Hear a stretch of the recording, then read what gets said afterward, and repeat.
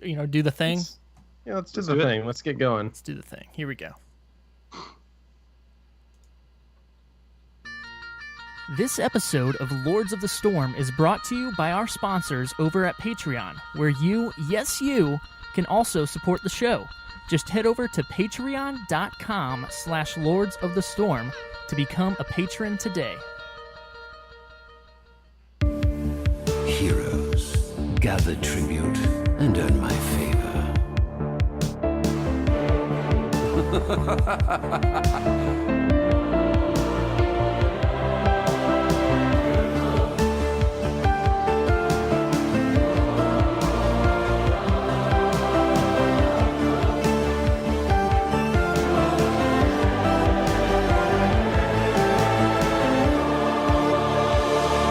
What do you say?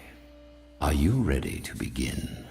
Hello, everyone. My name is Greg Gizmo Zord Parker, and you are listening to Lords of the Storm, episode 133, the weekly Heroes of the Storm podcast for you, the true Heroes of the Storm. I'm joined tonight, of course, by the Zord Lords themselves, Mr. Kevin Multi-Zord Ellis and Ryan TBK Zord Reader. And on this week's episode, we have lots to talk about. There's lots, because that's our, it's the thing. It's the Lords of the Storm. Crickets. It's the acronym for the show because it's Lords of the Storm. Yes. L-O. Now, if you have to explain it, it's not funny. Yeah, I But guess not. it's not funny. But there is a lot to talk about. From the tease last week, I think we got more than most people were expecting to get from that. So we're gonna dive into that, as well as some balance patches, or a balance patch that came out today, and then give you the latest on the HGC. But before we dive into that, let's see how the other Zord Lords are doing. Multi, how are you doing tonight? Oh, quite well. How are you? I am doing all right. I've been exhausted the past couple days, but everything that's happening in Heroes is getting me jacked, so I'm good to go. Oh, yeah. TBK, how about you? How are you doing? I'm doing wonderfully. It's been a good week so far. Lots of heroes. I actually joined a team a few weeks back, What? Oh, and nice. so we're playing a few nights a week. We it's not chair league, and I need to look this up so I don't get it wrong. Nexus Gaming Series. It's kind of another league like chair league. You get stuff casted too, and so hopping in, filling the tanks and shot caller spot that was left vacant after the They're last having season. you shot call? Yeah. Oh, boy. Okay. Well, good luck. I'm just We win all the games that we don't lose. So That's all you can ask for. that's really I'm all sure you can ask back for. that up with math. That's good. So Yep. who all are you on a team with then? Anyone recognize? You know Coldham, right? Yeah. Yeah. On a team with him, and then some people he knows. So it's been a lot of fun. I'm enjoying it. Hoping to climb the team league ladder a little bit, get my team league ranking out of the dumpster that is several seasons of not caring. Yes. Well, several seasons of I need to get the ranked mount. Yeah. Yep. That's what that is. Yep. So what have you been up to in gaming this week besides just Heroes? Anything else interesting? Oh yeah, Divinity 2, Original Sin. Holy crap, the game is incredible. Probably one of the best games I've ever played.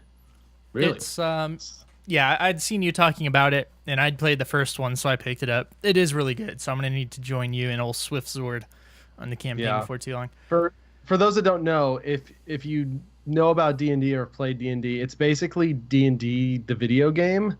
It's it's turn-based combat, very strategic, lots of voiceover dialogues, branching conversation trees, all that fun stuff. You can do almost anything you can think of, pretty much. Yeah. Really? Because I can think of a lot of stuff. It's maybe not Try me. what you can think of. Your mind goes some you're weird. strange places. It's a good point. But yeah, it's like That's XCOM fun. combat, which is really good. Yeah. Multi, how about you? What have you been up to? Mostly heroes, honestly. I mean, I've tried to sprinkle in some Hearthstone, of course. We just had some nerfs that came through to a lot of key cards, changing up the meta there, so that's pretty cool.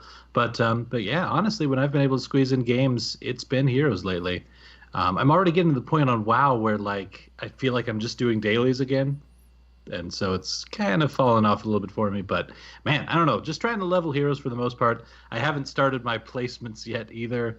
I now just feel too much pressure on those first few hero league placements, so I haven't gotten over that hump yet. But maybe I feel like there's going to be some day where I get a couple games in and I really feel like I'm just on point, and I'll be like, okay, today is the day. Let's jump in here. On Because I fleek. mean, I feel like, yeah, exactly. No, not ever. On fleek. Never that. It's Never that. I don't even know what it means, but I'll go with it.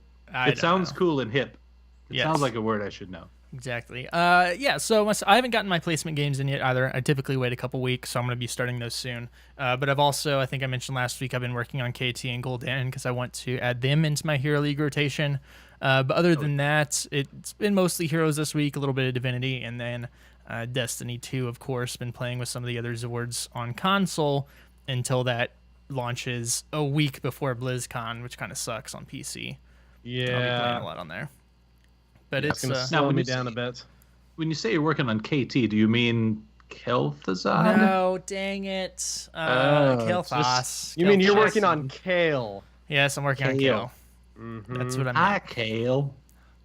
My name's I Kale. don't know. Philomena Shah. I'm Kael'thas with the country accent. Philomena Shah. Don't know Now we need that as a skin. where that came from. So let's get away from this and go ahead and get into the store sales, TBK. What do we have this week? Stitches Uther on gem sale this week, along with the Magus Medivh the White skin, which is a fancy word or fancy name for a semi-fancy skin. Lumberjack Uther, Azure Big Top Gazlo, Saffron Jaina, Pure Country ETC, Dreamy Genie Chromie, say that 5 times fast, Mage Warlord Cho'Gall, and Goliath Diva, along with the Pinto Horse and the Blessed Judgment Charger mounts. Yeah, Pinto Horse. Dreamy No, but Genie seriously- Chromie, Dreamy Genie Chromie, Dreamy. I lost it. I'm done. I Now, tried. are they selling the Big Top Gazlo to scare people even more about the movie It? I'm like- sure it's a tie-in. It's a great movie, Yeah. by the way. It's really I haven't good. seen it. Really good. But yeah, that's an old skin. Some of these are really old skins in here, but they're goodies. So Do you see what I did there? I said I haven't seen it, and gotcha. I was using the movie title. We're just gonna call this show Bad Puns. bad puns. Yeah, Multi, that's all I have. You guys know this. what do we have for the free hero rotation? Well, we've got some interesting ones for sure. If you want to start off, of course, the main one you want to try out if you haven't in a while is Sinatra backwards.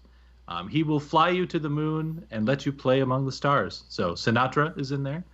If you don't like stars in space but want to be a rock star, you got ETC. That's one other option. We've got Greymane if you really hate Sylvanas and all things Horde. I guess you could be that guy. Kael'thas, I guess, was Horde-ish, right? But then he just turned his back on everybody. Lily, she's one of those races that could go either way, frankly. And I don't know. I just leave her to the Alliance side. I don't like her. Malthael is evil enough to be Horde, though, as is Stitches, technically. Stukov, probably, as well. The Butcher, I don't even feel like he would be either Alliance or Horde. He probably works for the Legion. He's a demon, right? Zagara's a bug. That's all I got.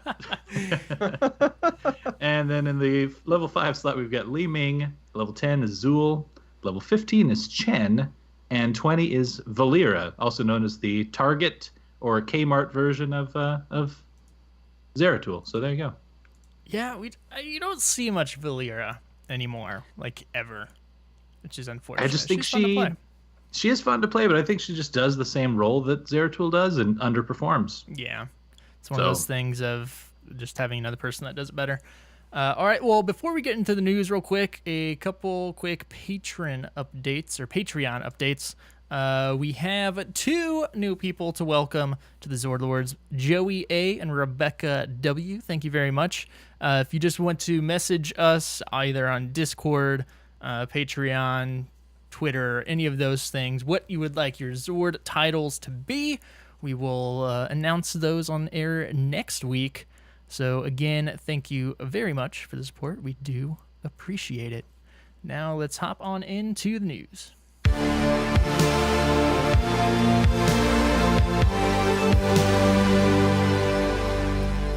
All right, first up, Royalite on Twitter. If you don't follow her and you're a Heroes fan, you should follow her because she has a lot of Heroes tweets and they're really good. And this first one is Blizzard is providing feedback on your player reports. This is actually really interesting. On Convert to Raid last night, we were talking about this because Jeff Kaplan on the Overwatch team released a development video about toxicity and reports not doing anything, and that they had started sending out some emails. They'd sent out about 20,000 emails notifying people that, hey, your report worked, and, because of that, it led to actions against the account of one of the players, and they got banned or suspended. One of those things. So apparently they're doing that for Heroes as well. And I imagine... At least testing it. Yeah, testing it. Well, and that's what they're doing on the Overwatch side. But Jeff was talking about they are wanting to get that in-game to where you get notifications in-game whenever one of your reports results in action being taken. So hopefully they're along that same track in Heroes because it really does kind of help to know whenever your reports are actually, helping the community, which is nice. I definitely agree. I mean, I just like this approach in general. I don't feel like the Heroes community, at least so far, needs it as bad as Overwatch does, because I just don't feel like we have that level of toxicity. Maybe it's because we don't have voice comms yet.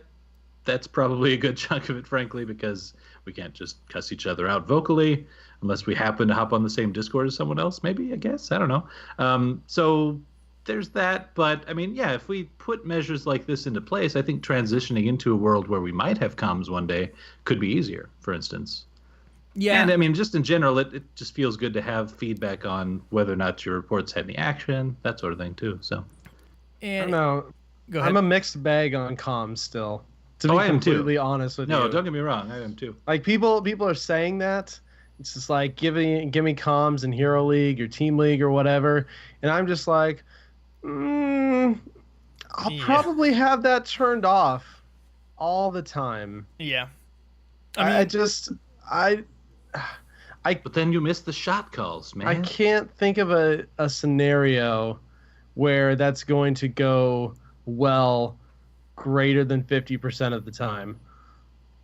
Yeah, like I mean, I was gonna say in about 50% of my games, I end up muting people, my whole team. Even if just like two people start bickering at each other, it's best to just shut it down to not affect you and your play, not get tilted, anything like that, and just do what you can and start using pings. So, yeah, that's kind of what I lean towards. Yeah, it's just like I don't know.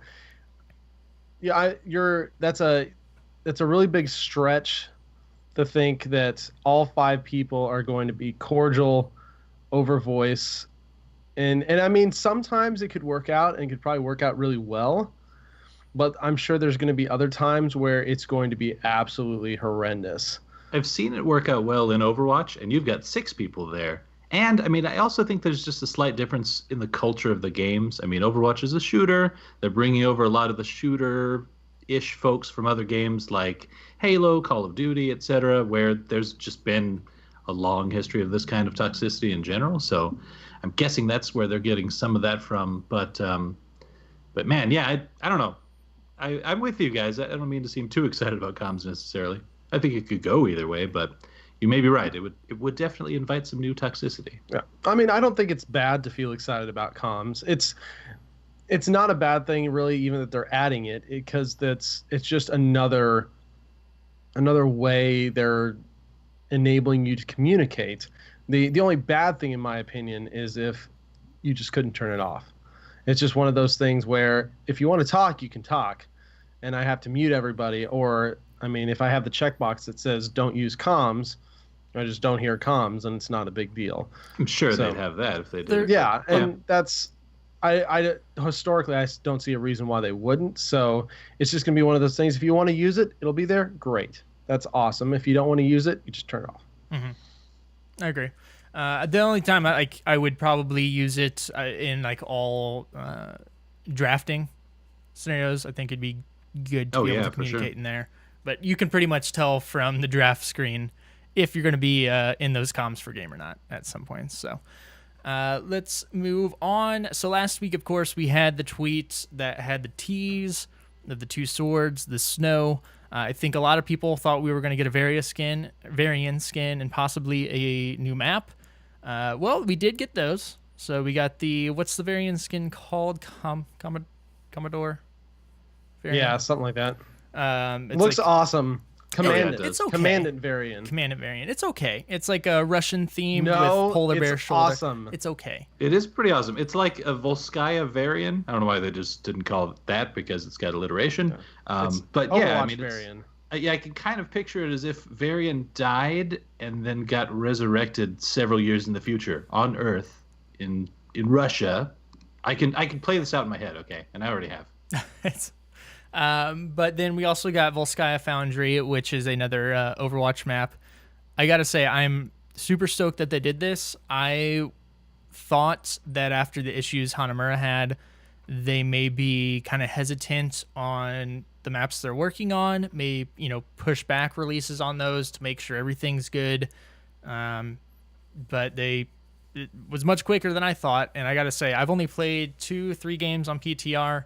So it's going to be hard to tell. I know I was super excited about Hanamura when we played it at the Summit, when that was in PTR and when it first came out. But this does feel like it's tighter. Yeah, a tighter, sure. Very good map. Again, it's 3 lanes. It's capture point. The capture point mechanic works really well in this game. It's really fun. Works just like it does in Overwatch. The conveyor belts are a really cool thing to add to the game. Mm-hmm.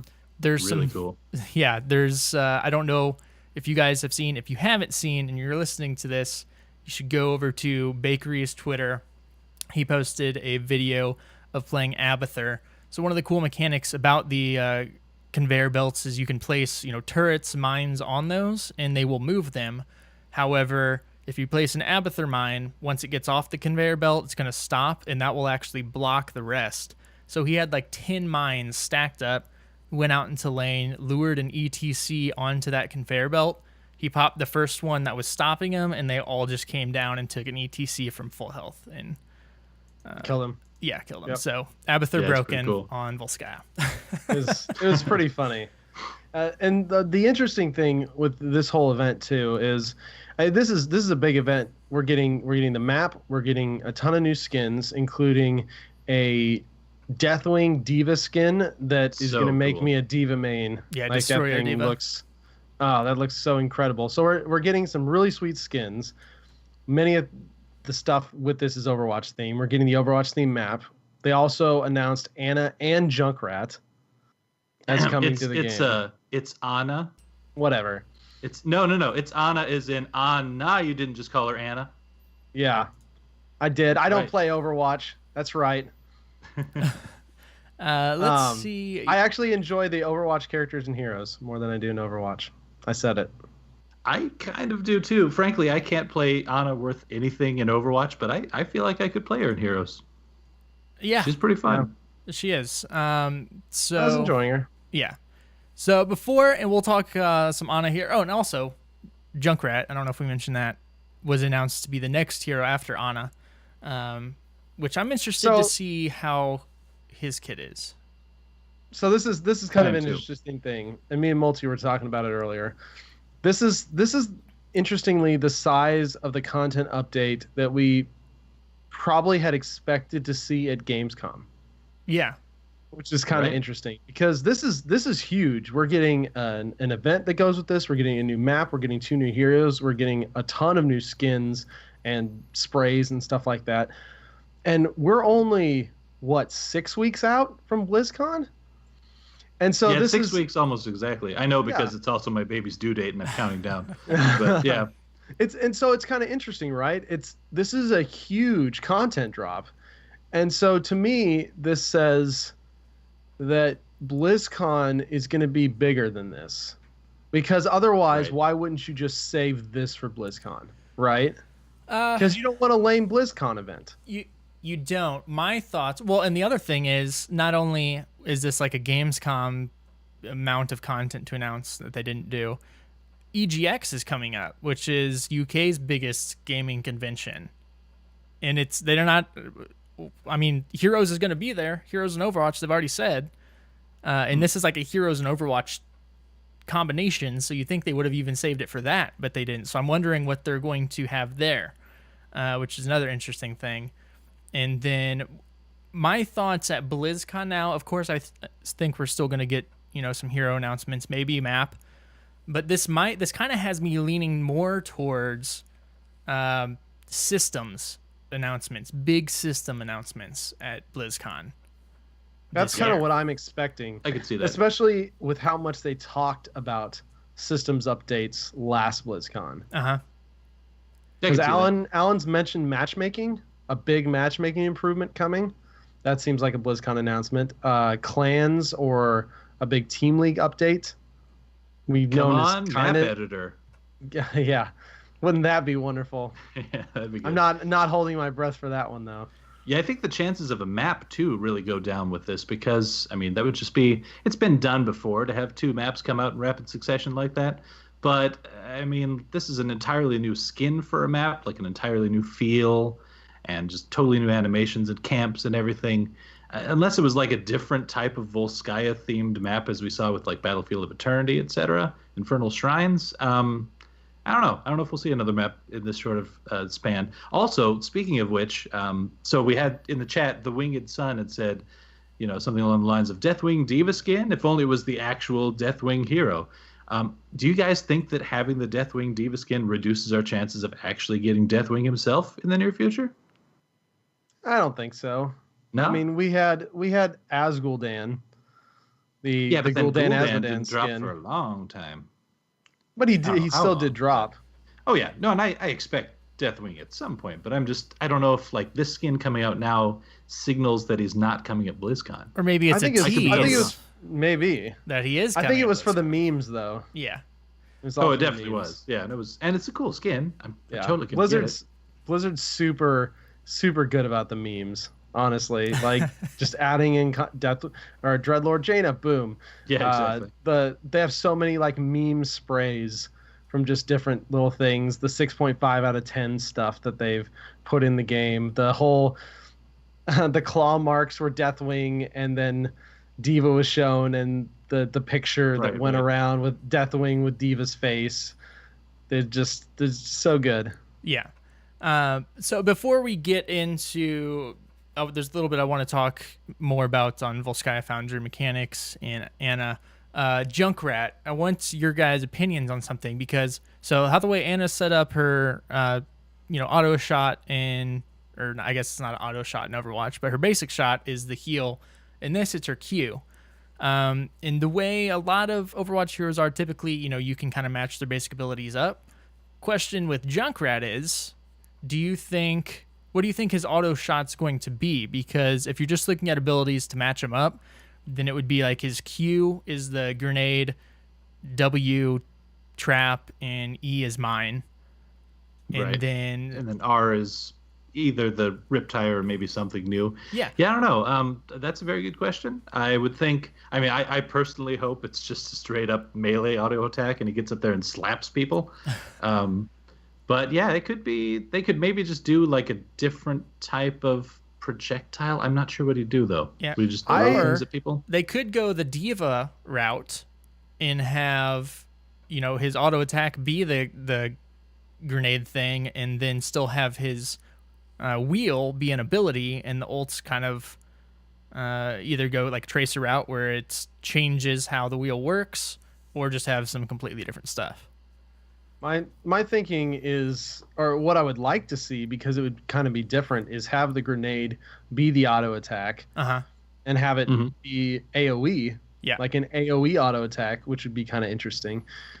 Maybe slower. That maybe, I don't know, and then maybe you could have a different type of grenade for your Q, one that bounces. You know how we've got Cho'Gall, and Gall's got his bouncing.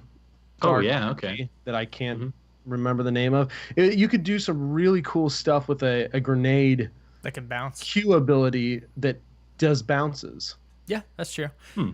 Yeah, and The same type of thing. I do. I think I'm along those lines where I would like to see another AOE auto attack enter the game. So I Just imagine slow and yeah. I imagine in the next couple weeks, probably 2 weeks or so, we'll find out, kind of get his highlight video. But So wait, do you guys think assassin or just like a CG specialist type? Because he could go either way, in my opinion. I'm gonna guess I think assassin. they said assassin. Yeah, because They of did his say it? trap and I think so. whatnot. And just overall, yeah. Yeah, and like I the hope they tire do- seems to be a PvP thing and not structure. True. I hope they do something cool with that though, because like if you just send the tire and it blows up and does damage, unless it's a considerable amount, I don't know. It seems kind of boring. Like it almost seems like you're doing the slappy ghost with the Nazebo, but just a burst instead of sustain. What if the tire? What if the tire? So are you picturing the tire following the mouse? Because that's how I'm picturing it. Or I mean, you at least for sure could Like he control puts the it tire, off, but and then you kind of move the mouse in whatever direction, and the projectile follows. Kind of slowly behind, like the new the mech. When you're in the gunner spot in the new map, you've got the machine gun that kind of follows your mouse around as you're shooting it. yeah, Picture the something same like type that. of thing maybe for the tire. Could the tire go over terrain? Because it can in Overwatch. I hope so, because that would be really cool. I don't know animation wise if they would have to do a ton of extra work to show the tire, but it would be awesome to see you just like move your mouse over that a hill in Curse Hollow or something. The tire just goes whoop and then just up and Over around. terrain. Yeah. Yeah, that would be pretty cool. I can dig it. And yeah, and they have the tech because like Lucio going, wall riding. So that can happen. All right. So, Sky Foundry. And I have, if this is going to work, there we go. Highlight video for it. So we mentioned the conveyor belts, the control points, and then of course it having the mech that is our first 2-player vehicle that you can get into. First one's going to be the pilot. Second one's going to be the weapons controller. I believe I haven't swapped yet, but apparently you can swap while you're in that position. It's a very interesting mechanic, and it's one of those things where I hope in game somewhere they're going to have a place for you to actually go look at the abilities, because each position has 3 abilities. That is really hard to get in there and read and figure out what you're doing just in game. First few times you jump in there, it's just like, what am I doing? You kind of have to read the abilities before you use them. Yeah. No, it's after a game or two, I think people will generally have it, but you have to be able to hop into those games. So, there'll be a learning curve to it, but I don't think overall that the map is going to have near the learning curve that Hanamura did just in general. Because this one just kind of, I think you alluded to this earlier too, it just kind of feels like a Heroes map, just with an Overwatch feel, as opposed to like too much of an Overwatch/Heroes blend, as we'd seen in Hanamura, at least to me. Because, capture points and drive the mech. The whole 2-person driving one vehicle is already a thing in the game from Cho'Gall, so that's not alien to us. And I don't know, I just think it's going to translate pretty well. Okay. It's going to be much better, in my opinion, than Hanamura, just for the fact that it focuses the objective. There's not 10 billion things to do. You push lanes like regular when the objective's not up, and then you have an objective spawn, and you have a very clear indication of, okay, go do this. And then they put a really interesting mix of mercs as well. You've got some Hanamura type mercs, like you kill the support thing, you get your little support pack that you use with your F key. Kill the turret dude, you get a turret you can put down, but then there's also mercs you can go take that I'll push the lane too. Yeah. And that is, I'm super glad that they at least kept both in there. Obviously, with this being a 3-lane map and with it being really strongly objective based, it's nice you need those pushing merc camps to be just for the strategy of, send them bottom lane while there's top lane objective to be able to have that counterplay. But having the turret is super nice for the objective. Again, you can put it on the conveyor belts. The bottom lane capture point actually has two conveyor belt systems that go around in a circle. So, you can even place a turret on that. The bottom lane point is the most fun by far. But yeah, the conveyor belts are just a really interesting mechanic in and of themselves, because you have to be very careful about when you're engaging or retreating, depending on what direction you're coming from and how the conveyors are moving, because you can get stuck pretty quick. Yeah, they even interact with some of the stuff weird, like medieval portals. Those will move. Like anything you place down on those turrets, as far as we've been able to tell, those are going to move around. So interesting positioning with placeables as well. Yeah, I almost wonder like what's going to happen with, like, say Leoric places Tomb if he is standing on a conveyor when that goes around. I imagine the Tomb will actually probably stay put, but that'd be interesting if it like gets carried around. Because the conveyors, I think it's middle lane has on the south side conveyors that are pointing towards the objective. So if you're on the objective and you're trying to escape, that is pretty much a wall, effectively a wall that you're walling yourself into. So it's really cool stuff, and I'm glad to see those in game. For sure. They're what I'm most excited about, frankly. Yeah. The conveyor belts. We're going to see some really cool plays out of the HGC. Not the giant robot. Nope. The conveyor belts. Honestly, think about the playmaking, like locking people out from the conveyor belt as it's like you're resisting it and getting extra escape from the ones that you're running on for speed. I like that they're intuitive too. I mean, we've seen conveyor belts like this in how many video games by this point, and it just works as you would think. You run slower when you're running against the grain and faster when you're with it, and I think it's going to just lead to some really interesting play. Sure. Forget the robot. So just lastly on the map thing, overall impressions, everyone's happy with it? Is there anything that you don't like about the map? I don't know. I need to play it more before I could really decide how much I liked it or not. First impressions are pretty positive though. It seems like they've learned a lot from what they did with Hanamura, and I'm sure they tweaked this map some in response to the feedback they got there. And I like the mix of mercs, that it's not just all usable mercs. We actually have some pushing mercs too, which is nice. It's a 3-lane map, which in general people seem to enjoy 3-lane maps more than 2-lane maps. Not everybody, but in general that seems to be kind of the consensus. And then I like that there's a very clear objective that is, okay, this is spawning, it's objective time, do with it what you will, but it's a singular point of focus instead of 3, 4, 5 points of focus. Yeah. And I think that's where they went right on this, because Hanamura, I think we talked about this whenever it was having issues. They just went too different for as far as objective and just how the map works. Whereas like all the other maps, the objectives are different, but they're really just kind of variations of one another, tweaks here and there. To where this, we've had capture points before, like Sky Temple, where that works well. And then just, it's the 3 lanes and pushing with an objective instead of having them all over the place and trying to balance all the craziness. It's much easier.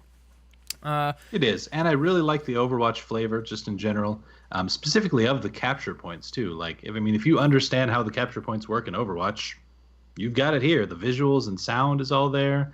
I don't know, it's pretty cool. I'm definitely with you, TBK. I need to play it more to really get my impressions, but out the gate looks good. Here, I like the little Russian creeps too. Here's an interesting question. If anyone in the chat room's tried this, DK Rise's message just reminded me of this. He said heroic vehicle plus Cho'Gall equals God mode. What happens if Cho'Gall enters the vehicle? So Cho'Gall will get placed at whatever seat is open. Whether you get in, the first person to get in is the driver, the second person to get in is the gunner, and Gall will just be able to shoot out of it like any normal objective. But really? Okay, so you can. So you could technically have a 3-man vehicle inside of it and just have this like massive vehicle of death. Of course, when you do that, you only have like 2 bodies on the field at once, which could be a really big downside depending on what's going on. But that's how it works to my knowledge. Yeah, and it looks like people have tried That's it. fun. Gall Ride, Suicide Sidecar, Mayhem. That's what happens. Because I imagine if you can have the right team comp with whoever the two are that's out, that's a lot of damage getting in there. Having the tankiness of the vehicle plus two fully weaponized kits shooting at you. So I wonder if that'll be a thing. And then Vikings, I imagine You can only have one I'm not Viking. worried about that. You can only have one Viking in at a time. But you could still split soak with the other two, so I could Yes. see some merit to that.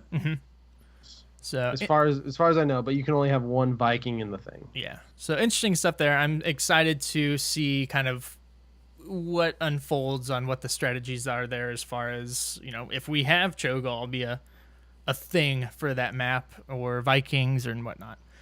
So let's talk about Ana here a little bit. So basic abilities, we kind of went over these just a little bit. Her Q is going to be her healing dart, where you fire the dart, which heals the first allied hero for 250. So that's a decent amount. The biotic grenade will be for W. You toss the grenade target area. Much like in Overwatch, it heals allies and damages enemies. However, it's not a persisting effect. It's just, it lands, it does the thing. But then it also increases healing for allies by 25% for 3 seconds, and reduces enemies' healing received by 100% for 2 seconds. This Just is like huge. in Overwatch as well. It is. And yeah, This is the first completely no healing ability in this game.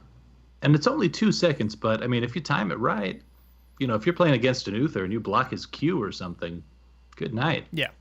And it's also worth mentioning, this is the only way she can heal herself, because she can't shoot herself.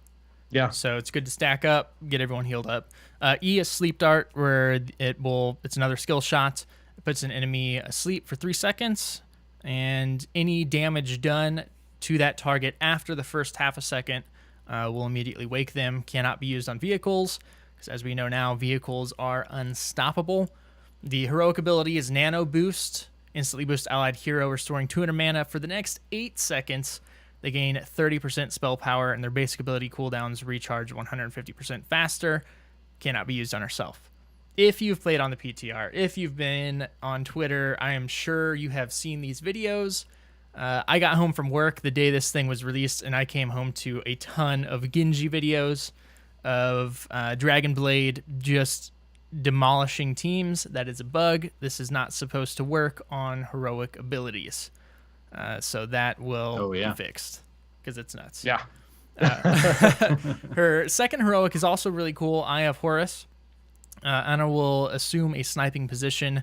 You will gain the ability to fire up to 8 specialized rounds with unlimited range. Rounds hit the first allied or enemy hero or structure in their path. Allies are healed for 300, and enemies are damaged for 175. Deals 50% damage to structures. You cannot move while Eye of Horus is active. So I've seen some really cool plays with this as well, as far as long-ranged heals, saving somebody, or picking people off. But she's very, very skill shot oriented. And from our plays, I've played a couple games with her. TBK, you've played some games. Multi, have you played Ana yet? I have, yes. Okay, you've played some games, and we've seen some discussion on Twitter from pro players, things like that.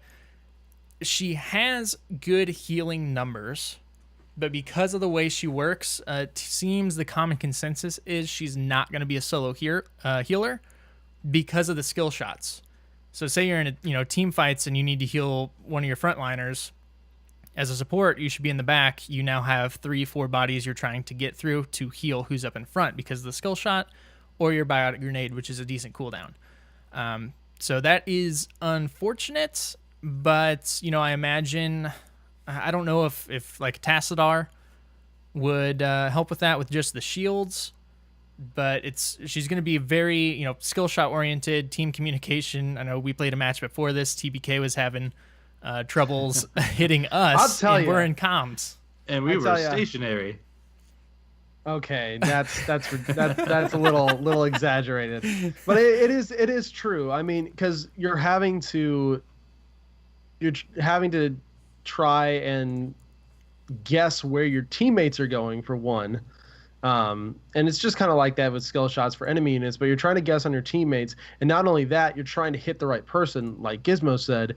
And that's, I think, where the problem comes in, is being able to hit the correct person when crap is going down in these 4v4 and 5v5 team fights. Yeah, I think that's going to be it's going to be a little rough, depending on your positioning, and the enemy will be able to punish you pretty hard.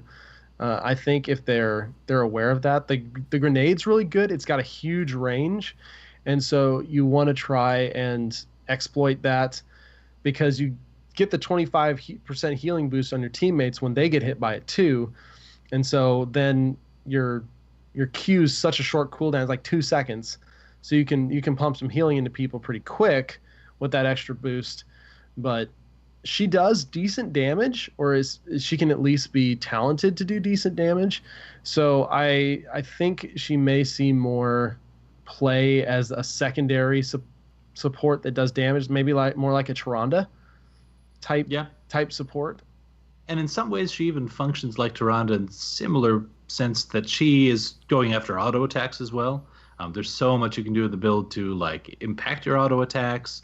There's this really cool one where you can toggle extra range on it, where you hit D and then you walk slower, but you have like a longer attack range. So you can use that to harass. There's stuff down the road where like you can, if you get so many shots off on one hero in a consecutive span, then you start getting like extra crit damage in, and so it starts getting really interesting. So she's got that going for her. And so as for the healing, though, I mean, yeah, the problem with it is going to be in the group fights, I think, more than anything. But I mean, I feel like if you land your skill shots on your partners in the laning phase, she's probably going to be one of the best laning phase healers in the game, because it costs no mana to cast that Q. You get really what feels like burst healing out of it, and it's on such a short cooldown. So, she can keep someone up in the lane for sure. But yeah, I think she'll pair well with other supports as we've seen previously, like Tassadar. But, another one I was thinking about that would be pretty good on her would be Lucio himself. A couple Overwatch healers. Get the speed from him to help with the harassment and the auto attacks. And then she doesn't have an escape, so get the speed boost. He could boop someone back and kind of peel for her as well. I think they'd be a good match too. The speed boost, you just got to be real communicative on when he's switching, because speed boost is going to make those skill shots even harder to hit. Yeah.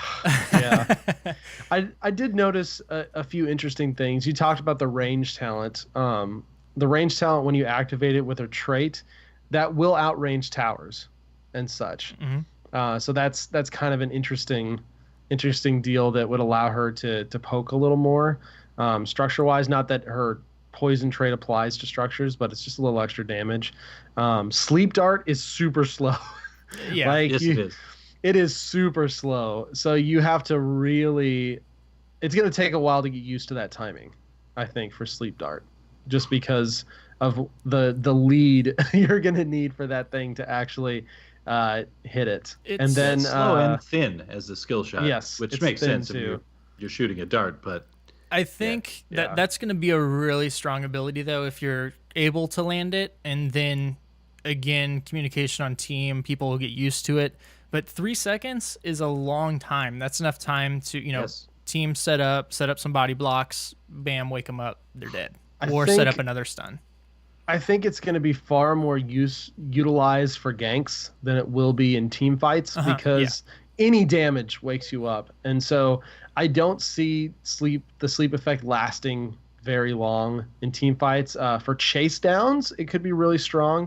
Mm-hmm. Like I said, for ganks, it's really strong, I think, because it actually has a halfway decent range on it. But I don't know. It's definitely an interesting ability. It's a brand new status effect. It is a sleep effect. It's not a stun. And so that's kind of interesting. It's the first new, fully new effect they've added in a little bit. And then the other thing I noticed really is Nano Boost is hard as crap to see. Yeah, it is really hard to tell when Nano Boost is on you, because you don't get hardly any indication except a little lightning flickering on your character that you could easily lose. I would like to see it a little more like stim drone where it kind of takes over your character a little more, or perhaps even like a visual overlay like Divine Shield or something shows. Yeah, that'd be cool. That would be cool. Yeah, I agree. And so, and of course, she's in PTR right now. If you haven't checked her out, go in there, check her out. Should be alive if all goes well next week. And so in a couple weeks, we'll have some time to play her live, and we'll of course do our hero of the week on her. Probably talk about her a little bit next week once she goes live, and see if there's any changes there. Some other interesting things happening in the PTR notes, though. One of them, I know I read it earlier. I can't find it. It might actually be in the balance change. But as far as UI, so they've added a new icon in the UI for the healing boost and the healing reduction for Anna's ability specifically. This is like in the same spot that Stukov's plus was. And they took that out because it was too much clutter. So please, with this being put in, please bring Stukov's healing UI interface back. Yes, please. Maybe they're worried about having both up at the same time? Well, I mean, I don't know. I feel like Stukov's is probably more important. Stukov was here first. Yeah, he was here first. Yeah, exactly. He was here first, dang it. Good point. I also do like, and this is really cool, banners that are placed after completing an objective, capturing mercenaries, etc., will now display the name of the player who owns the banner. That's really cool, and that makes banners so much more useful, honestly. Like, now you actually get your name on them, show that you've done the stuff. It's a nice little touch. I like it. It is, because a lot of people use the same banners. So Naxxramas banner. That's right. As we mentioned, all vehicles now are unstoppable. So that's Dragon Knight, Garden Terror, the Protector that's on Volskaya, which is an interesting change. I don't think it's going to be quite.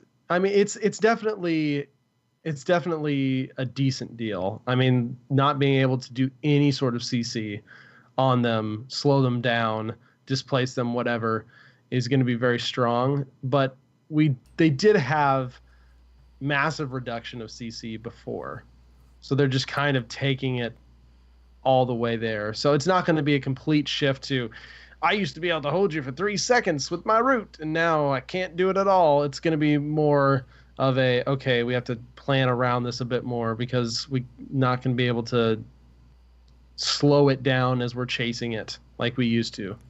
Yeah, which... Right. Yeah, so it's just going to be more rotations. It'll be interesting to see how it works out, yeah. For sure. Really. Ranked Battleground rotation updates. So this is interesting. Volskaya Foundry is in, which is a little risky, I think, since, again, it seems like it's going to be a good map, but really hard to tell till that sucker's live. Also, it is interesting that it's going into ranked right away. Yeah. It is. As well I would as... have figured they would have tested it. Yeah, as well as Haunted Mines, Towers of Doom, and Warhead Junction entering, and removed from the rotation is Blackheart's Bay, Brax's Holdout, and Sky Temple. So, that's good. I think it'll be interesting. I mean, just feeling that map out for the first time, I don't know, it wasn't too hard to understand what was going on necessarily. So it's just going to be, other than, I guess, when you get in the mech and you have to figure out your abilities for the first couple times, but people will be fine. I think it's going to be okay. Mm-hmm. Next up, some AI changes. We talked about those last week, about them improving the AI. We actually played a game right before this show because we wanted to test out the new map. We had 4 of us. Shout out to L Train for joining us and helping us with that. AI in our team, and then an AI team we were playing against on, what's the difficulty? Elite AI. Elite, that's it. Yeah. So as of last week, it was just Garrosh and KT that had the updated AI. They've released another big list now. Just glancing at it, it's probably around 20 heroes they've added to it. So we made sure to use all of those, and you can tell the difference. It is it's noticeable. Very noticeable. Like we're playing up against a Garrosh and KT, and yes, I mean KT, not Kale. and the KT was landing chains on people that were like mid-air from a Garrosh toss, and they were doing combos. They would, come up to a camp that you're at and back off if it's a bad situation, making, better decisions. And it actually really kind of feels like you are playing against people, at least more so than it was prior. Oh yeah. Yep. It was the very game. noticeable. We won the game, but we did not win every group fight. Yeah, Those we things could actually group fight. We started out behind, and we lost the first objective. And granted, I gave them a pretty darn good comp, and ours was wonky because we were testing stuff out.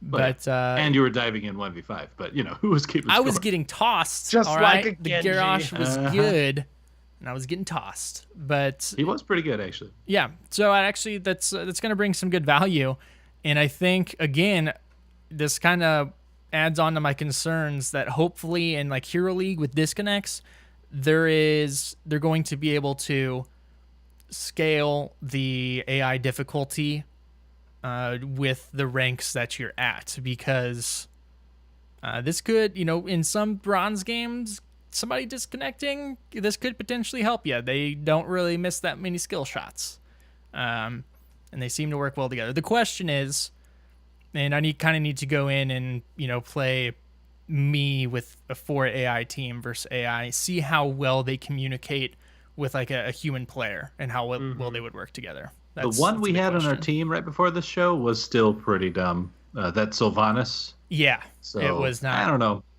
Once we pinged her to follow us, she was a little bit better, but she wasn't perfect. Mm-hmm. Yeah, it seems, at least at first glance, that they'll be less of a liability than they were before. Yeah. Right. All right. So some changes to heroes as well. One of the big things they did all around to heroes with globals is they have made it to where it's going to go on a 10-second cooldown when interrupted or self-cancel. And that's a huge freaking deal. It's very yes, big. It is. And it's also adding an allied chat announcement upon activation, which is also big. So those are good changes. Yeah, that's going to be huge for me. It's going to announce to everyone when I accidentally hit Z, because it's out of muscle memory from every other character that I mount up with. And so everyone's going to know that I messed up. Great. Mm-hmm. Cool. Yeah, it seems like they're doing a lot of stuff just to add more communication automatically into the game to portray information to your team, like time traps, getting a new minimap icon, which is really good for Chromie. TBK, you're the Nova player. Are these changes? This is actually really interesting. Holo Decoy is getting a normal hero sight range now, which is actually a fairly big buff, because that's it, since you should normally use it for scouting a lot of the time, as much as trying to fool the enemy as well. And the other really cool thing is her anti-armor shells, which has been named that and only slowed your attack and just put that into the big burst. Its basic attacks are now also going to decrease the physical armor of your target by 10 for 3 seconds. So anti-armor shells will actually reduce armor now. Hey, who'd have guessed it? About time. Yeah. The dev notes is we figured we may as well point anti-armor shells, into a direction more benefiting or befitting its name. So right. Yeah, it's just minor stuff, but it's kind of cool that they're going back and changing a few things at least. Yeah. Karazium getting changes. Breath of Heaven overall getting a nerf, but they're buffing Transcendence and Insight, as well as his Dash of Light talent at 16. So hopefully that'll kind of balance out. Rhaegar, I don't know how I feel necessarily about this. So the chain heal, the range is being reduced, the bounce range being reduced, the primary target healing being reduced, but the secondary bounce healing being increased. So maybe a buff if you're playing with 5 people with communication, like in voice comms, that you're able to say to bunch up. But the majority of the people don't play this game that way, and it's overall gonna be a nerf in quick match and Hero League, I think. Yeah, this is definitely gonna be a nerf, because you're gonna be required to probably position either closer, differently, maybe a little more aggressively to make sure that those bounces do hit everybody they need to. And Because you if have to they have don't, the team collapse for those too. if So yeah, if you don't, you're going to be losing a lot of healing from what you lost before. Because you're talking a 2 basic cast range reduction for the initial heal, Yeah. which kind of hurts, and then a single cast range reduction for the bounce. It's definitely a nerf. Yeah, so I Yeah. mean, just in reference, the chain heals going from 8 to 6, which like Raynor and I think Anna's auto attack range is 6.5. So it's less than their auto attack range now, which is just automatically dangerous. So it is a buff for tavern or for brawls and that sort of thing, in which you're just stacked up anyway, like a ARAM, for instance. Huge buff there because you're just stacked the whole game. But everything else, yeah, I'm with you guys. Yeah, under normal circumstances, it will probably. I mean, you at a team playing stuff, you could probably still get the same value out of it. But I would say for many more situations than it was before, it'll be a nerf. Yeah. He becomes just another healer that requires your team to collapse for a heal, like Karazim and kind of Stukov as well, in his own way, with the healing pathogen. So, Just something people are going to have to get used to. Yeah. exactly. Yeah. all right, Johanna getting Yes. some big changes here. I have not had a chance to try her out. Have either of you? I have. I was in that game Oh, with yeah. you, man. That's true. Yeah. You did, So how do you she's guys pretty feel? cool. I felt pretty good about her. The falling sword change is at least interesting. It's just mostly, a mana cost reduction, damage reduction, but then it also applies a 50% slow for 2.5 seconds after they're knocked into the air. So you kind of get a little more CC out of your buck there. I tried it out the game. It felt kind of like it did before, but I found that when I landed, I would wait for that slow to wear off and then do my Q and just keep them slowed. It seemed like it kind of paid off. So Go ahead. quick question here now. With that slow, that adding in some CC, is this gonna take the place of Blessed Shield just because it has gap closing distance? It's a large AOE. It's not a skill shot per se, and it's adding that slow. Is that slow enough for 2.5 seconds to replace a skill shot that you can miss? That is a stun. In your Well, I opinion? just don't miss, so I mean, But Yeah, I think yes. Yeah. At least it in could. certain circumstances. I think it'll be much more split now between the two.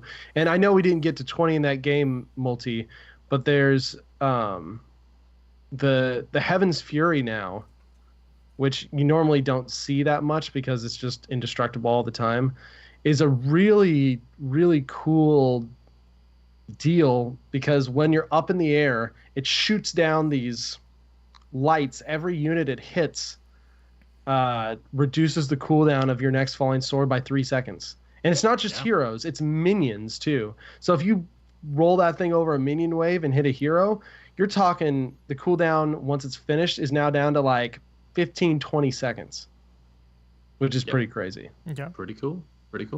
Other than that, the rest of the build, she plays obviously much the same as she did previously. There's a ton of talent changes, way more than we'd ever want to go over here. A lot of numbers things, a lot of swapping from different levels and all that. Definitely worth checking into because you get to a talent tier on the new Johanna, and every time you're sitting there like, oh man, there's a lot of choices. I think it really helped her build diversity in general. There's some new ones that are interesting though, and I tried them both out. So Zealous Glare at 7 increases the blind duration of shield glare by 0.5 seconds, which doesn't sound like a big deal, but your auto attacks against blinded heroes increase their blind duration by 1 second, up to a maximum of 3 seconds. So just so happened that you queued us up against a Vala and Illidan, and man, did it work against them. I would just blind the Illidan, go in there, smack him a couple more times, keep him blinded, which makes no sense, with the lore because he's already blind and he has a spectral sight, but whatever. But I don't know. I thought that was kind of cool. I think if you mix that and blend it with maybe a Lili, which we do see even in HGC sometimes, you could have some good blinds going on there. And then the other one, Holy Fury off your W. This is at 13. It's just basically it's like the Burning Rage. It's the fire tick damage. But then each enemy hero that you hit by Condemn increases the damage by 40% for 5 seconds. So I don't know. I felt like her siege against minions is already pretty decent with the W in general, and this kind of brought it up another notch. I could see her being moved into some of those maps where wave clear is important. Okay. Yeah. I don't know. I liked her. There's a really interesting one too that was moved to level 7 from level 13 called Subdue. It's got new functionality now. And if you hit 2 enemies with Punish, your Q, it causes the slow to be increased to 80% and doesn't decay. So if you can hit 2 heroes with your Punish, 80% slow, which is absolutely ridiculous. And the secondary level of ridiculousness is if somehow you can hit 4 enemy heroes with a single cast of Punish, Punish will now always slow enemies by 80% with no decay, regardless of how many of them you hit. Yeah. That having an on-demand 80% slow It's is almost crazy. Almost. Yeah. Yeah, I like it. The other one I really liked too, I didn't mention, was hold your ground at 1, which was super interesting. So it's the one where I think it's 25%, I'm not sure, extra absorption on your shield with your D, and then just a flat out 4-second cooldown reduction. It was like, oh, that's almost too good for level 1, but all right, I took it. So again, I haven't played, just from kind of glancing at some of the talents and stuff that were removed and seeing in chat. Some people are saying they are removing her tankiness and adding damage, where her playstyle is to be tank, not a bruiser. And another person saying they can carry better on the new Johanna. Is it true? Does she feel with the talent choices less tanky? Not to me. Yeah, I didn't really get that impression from my few games with her. Of course, there's a lot of this is really just speculative because PTR being PTR. Yeah. It's just one of those things. I'll probably jump in and start playing her again when this goes to live, but I wouldn't be surprised if this kind of incented her to rise up the tiers and be used a little more again. Yeah, because you don't see her a whole lot these days for the most part. Well, and it would make sense if she's slightly less tanky, because they're adding a ton of utility here, which is good, because while she is, she's like the definition of a tank for Heroes of the Storm. That's what she does. She absorbs damage, but she was really boring to play. And I played her for a long time because she fills that spot really good, or really well. But it seems like they're adding some stuff to, it'll be more interactive, be a little bit funner to play, a little bit more damage, maybe be a little bit easier to carry in that tank role if you're playing her, and splitting the decisions between her heroics, which is really, really positive. So I'm actually really excited to hop in and try her out. All right. Yeah. And some collection stuff. Again, there's a bunch of new skins. Anna's got her skin with her new skins. Varian got the Commandant, and then a bunch of different shades for different characters. A couple new mounts. We have Celestial Raptor, which is pretty cool. And then we have the Invisible Horse, which is amazing. And I'm slightly disappointed that you can actually see some of the outlines of the horse. I wish it was just a saddle and reins, but just nothing else. It's still pretty nothing else. Yeah, and Commandant. That's what I said. I probably mispronounced it earlier. Oh. It's just all the Overwatch stuff is just like just begging you to mispronounce it. Honestly. Mm-hmm. Oh yeah. Yeah. Try doing an Overwatch podcast. Yes. Yeah, I know, right? One of the things also that's really interesting. So Celestial Raptor, from what I was reading, is replacing the horse, Celestial Horse, for when you buy your first thing of gems, or in this case, I think the Celestial Raptor is going to be for loot chest purchase, first loot chest purchase. And if I recall correctly, bot loot chests are now going to be rares. Oh, interesting. That's good. Now, do we have to re-buy to get the Raptor? Well, if it's different, because before it was purchasing gems, this will be purchasing loot chests. Yes. Oh, yeah, okay. So hopefully... And I'll double check on that while we talk, but I'm pretty sure that's what the new deal is. Yeah, and hopefully I like it, though. Go ahead. Space dinosaurs, count me in. But hopefully we're going to have, a Halloween or a Christmas event, much like the summer event, to where there will actually be something that I'm wanting to get in and purchase some loot crates, because I'm not just going to do that for nothing. So to go ahead and get that mount. Also worth mentioning, there is a special event coming up with this, Pachymari Mania. So going back into Overwatch, the little, what are they? Like little onions? They're with radishes. faces? They're basically, Radishes? yeah. I think they're radishes, and yeah, so they were in the like vending machines in the initial parts of God, I'm blanking on the level, one of the Overwatch levels, and yeah, it's Pachymari. Okay. And yeah, so they're pretty popular. There's actually stuffed ones that you can buy already on the Blizzard store, and I don't know, people who've got tattoos and stuff. They're popular. Okay. But yeah, no, it's interesting, and there's certainly a lot of Pachymari material in the game. Portrait now. and sprays and all sorts of stuff. Yeah. So this is okay. Here it is, real fast, on the loot chest adjustments. Okay.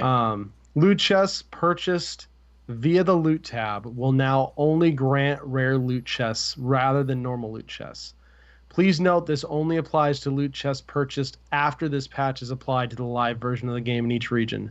Normal loot chests the player already owns will not convert to the rare loot chests. The Celestial Steed mount has been removed and replaced by the Celestial Raptor as a reward for making a purchase of gems. So it will be a gem purchase again for the Raptor. But there's a reason to, I don't know. Yeah. I'll get it. And interestingly enough, the 1,000 gem reward for reaching level 5 is being removed. Veteran players who have not logged in following the release of Heroes 2.0 earlier this year will no longer be able to claim this reward once this patch is applied to the live version of the game in each region.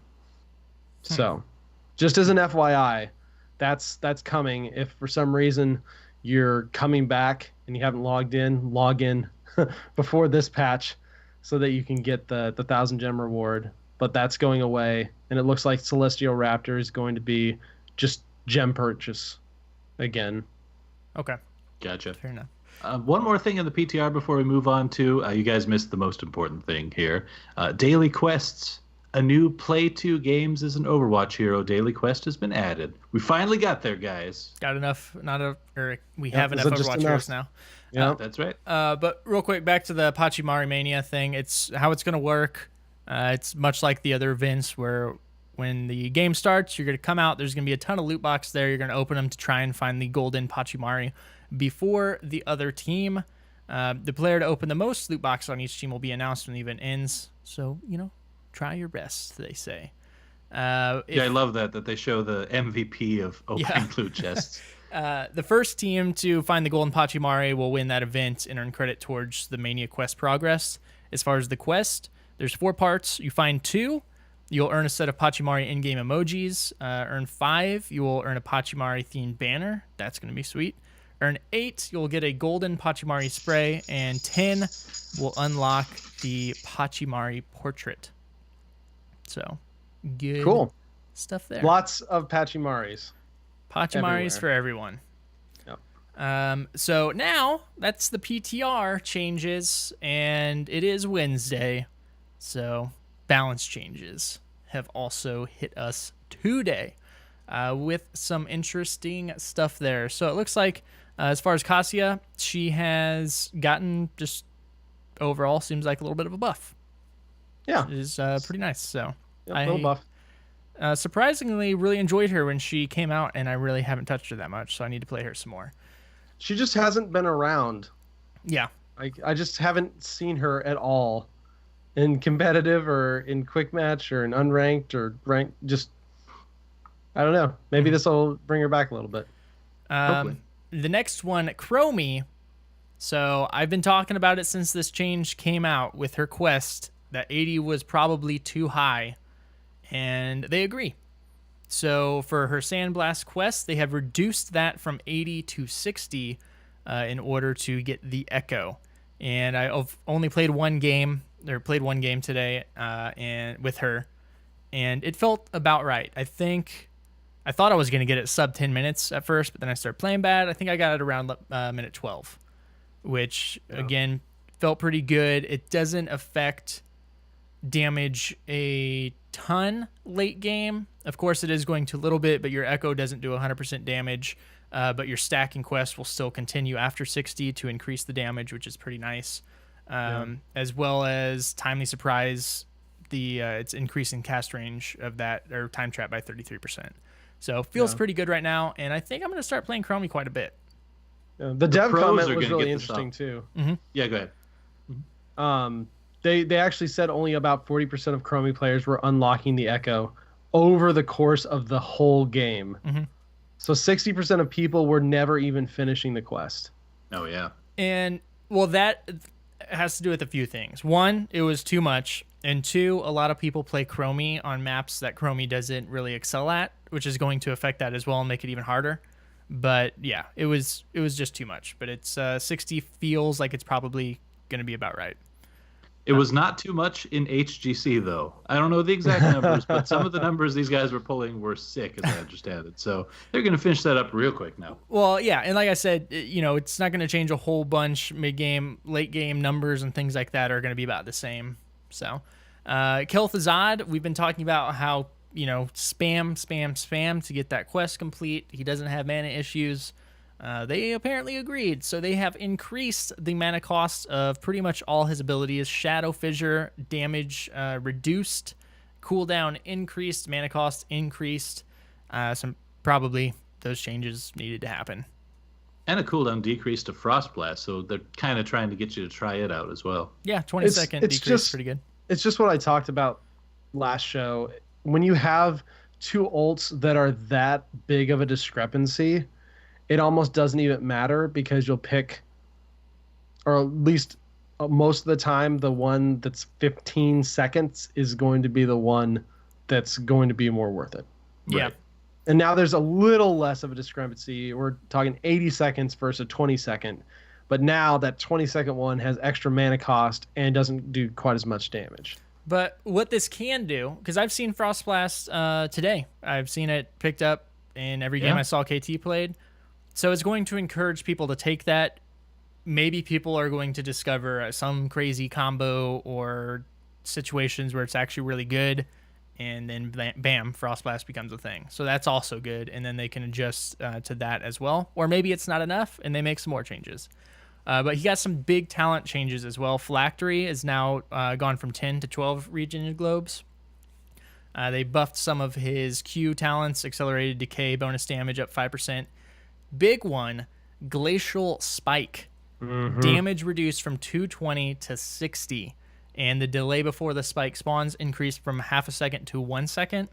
So it needed to happen. Yeah, it did. It was too good. It didn't need to do the damage it did for the utility it provides. Yes. And we told you all last week that whenever you're first picking up KT, don't even worry about the damage. Just use it as an object to chain to or for body blocking. Even more so now. 60 damage. Yeah, just go back to that advice, just in general now. Yeah. But the damage, would still scale. It would still be another source that, I forget the name of the talent, but the one later on where all of your sources of damage do an extra flat amount as well. Like, it would count, but yeah, now you're really playing it for the slight body blocking and the just chain target. Yeah, and I think this spike spawn increase from half a second to a second is actually a buff here, for me at least, because I typically chain to the person, and then I'll throw up the spike just so I can, depending on where they're at, and chain to it, instead of them seeing the spike and then getting away from it. And also, when I'm trying to retreat, there were several times I would throw this thing down and actually body block myself instead of throwing it behind me.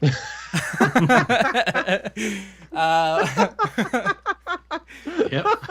Just, because there's a delay. So I'm like, all right, I'm going to throw this in front of me. I'm going to walk over it, and it's going to pop up behind me. And now with a second, I actually think that's enough time. Like if they're right on you. Enough time to not screw yourself over. Yeah, exactly. Do you also put force walls as Tacitor in front of yourself? No. All right. I just said Tacitor, but anyway.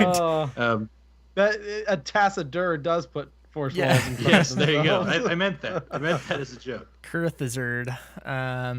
But so it's a buff for me. Hey, I don't know how y'all feel about it. And a couple other changes, but nothing huge. Those are the main ones there. They made a lot of mana changes, increased mana cost on a lot of characters, so I think they're starting to see the effect of mana not being an issue for a lot of people. We should have never pointed it out. We should have just said nothing. Dang it. Yeah. Butcher, sorry, guys. is this the new Anubarak? Maybe. He's getting a lot of changes back and forth. Basic attack damage increased, health scaling increased, health regeneration increased. All good stuff. Thrall increases on health. Supports multi. Brightwing. What do we got here? Brightwing seems really interesting. I've got to try her out. If we get a chance to play tonight, I am doing it for sure. Soothing Mist, the aura range increased from 6 to 7. So just the flat base range. That's interesting. And then Blink Heal, cooldown reduced from 10 to 9 seconds, which doesn't sound like a lot, but would be impactful for sure. Everything else, so I'm really interested in this new level 1 functionality, Dream Shot. Increases the range of Arcane Flare by 50%, which is from level 1. And then hitting a hero in the center portion of the Arcane Flare reduces the cooldown of Arcane Flare to 1 second. So just, if you're good at landing those, just keep spamming them. This is Medivh style. Yeah, now. It's really interesting. So, Yeah. And then everything else is, it's talking about, let's see, Arcane Barrage was removed at 4. What else we got here? A different change to Peekaboo at 4. It's just a reduction in the radius that's revealed there. What else we got here? Nothing else too huge on this, unless you've got something else on those, TVK. Most of it seems the level 7 phase shield is a pretty big deal, because now when Brightwing phase shifts to your the intended target, not only does that target get a shield, Brightwing also gets a shield now too, which could be really good, especially if you're teleporting into a slightly more dangerous situation. And you almost always are, because you're trying to save that person who's just about to get ganked or something. So yeah, that's pretty good. No, I'm really intrigued. I got to try her out. She's become one of my favorite supports lately. Okay, fair enough. What about Morales? This is Morales. interesting. Yes, go ahead. I've played a little bit, because my love for Morales. I really enjoyed old Morales. She gets some extra health. That's good. The big thing is her energy regeneration cooldown was reduced from 3 to 2 seconds. And we talked about this a lot, I think last week, maybe the week before, how the reduction or the energy cooldown was really hurting her a lot, especially endgame. I'm not sure this is going to completely fix this, because the biggest issue was her jumping to different targets, right? And so you'll have to wait a little less now to get your energy to start regenning again, but I'm not sure how much this is actually going to help still with how the target switching works. So I don't think it's a little less. It's a lot less. I mean, that is cutting it down by a third. And so I think that's going to affect your healing throughput throughout the game, because you didn't always even wait necessarily for your energy bar to get to 0 before you started waiting for the recharge. Now, if I'm recharging in the laning phase a lot more, I'm just putting out that much more healing. So I think it's going to be I don't know, as far as redirecting it more. I've only played, since these Morales changes came out, I think I played 2 games with her. And I didn't notice. So are you saying whenever you switch targets with your beam, you have to wait 2 seconds to switch targets? Because I didn't notice that. I thought No. I'm just saying you just have to wait when you're jumping around to heal. Yeah, you have to wait to get energy. Okay, so gotcha. this will definitely help. Caduceus Feedback, which was one I started picking a lot, which gave you energy back on your auto attacks. It used to do some from minions and more from heroes, right? So now they changed it. You get actually a basic attack range increase, which is kind of cool. Keeps you a little safer by 1.1, but it only generates energy from basic attacks against heroic targets now and not minions. Which I'm kind of okay with, because frankly, I'm really interested to play around with that. Yeah. Yeah. Okay. I just used it to harass heroes anyway. Not that it did much, but yeah, All right. It'll be interesting. It helps keep your energy up while you're in the team fights, to not have to worry about stopping and switching. Yeah. As much, which is nice. But that's been my go-to level 1. But I need more time with her to kind of feel it out. Stukov. Brightwing Tyrande comp, or I mean Lieutenant Morales comp after this. Stukov, one change. I think it's a pretty big deal. Spine Launcher, his level 1 that makes his basic attacks ranged. The damage reduction was 50% if you chose that. It's not only 30%. So I don't know if that's going to make it more viable. I mean, obviously it will, but pickable? I don't know. We'll see. I like the talent. If you need range, range. It's got a slow on it. Yeah, I mean, it turns your auto attack into a range slow, and now you're not losing out on as much of the damage. So it totally could be viable now in certain situations. Tyrande. Huntress Fury now also increases the range of Hunter's Mark by 50% at level 7. And then Empower at 13, base cooldown reduction decreased from 4 to 2 seconds. I just started playing her again today because the Owl build has been absolutely insane in the games I've seen. And slightly less so now. It's slightly less so, but it is still just, that's bonkers. It's nuts. I will say I like where her skill range is at, though, because it's not an easy thing to do, especially if you're trying to focus on the damage like that, getting those stacks while still healing the team, focusing on getting your auto attacks for the cooldown reduction, thing like that. She feels really nice. There may still need to be some number changes. And people have been asking in the chat room here, Chen, TBK. I don't think Blizzard knows what they want to do with Chen. One of those heroes. It's just really interesting. It feels like he's gotten so many talents taken away lately. So now level 1 Grounding Brew was removed. And then level 7, they moved Purifying Brew from level 20 down to level 7. And they reduced the cooldown from 45 to 15 seconds. And they added the functionality while Chen will now gain 30 spell armor while channeling Fortifying Brew. Because the big thing is Brewmaster's balance is just such an integral part of Chen's kit that it's just very hard to choose something else. And so I think they wanted to make it a little more competitive as to what you would pick there. But I don't know. Chen's talent tree has felt really picked over lately. His level 1s are super lacking now. His level 20s are super lacking now. Level 7, I mean, there's still a good argument to be made that Brewmaster's balance is just so good and so integral to what he needs to be able to do that there's a lot of people who have been talking about it really just needs to be built into his kit.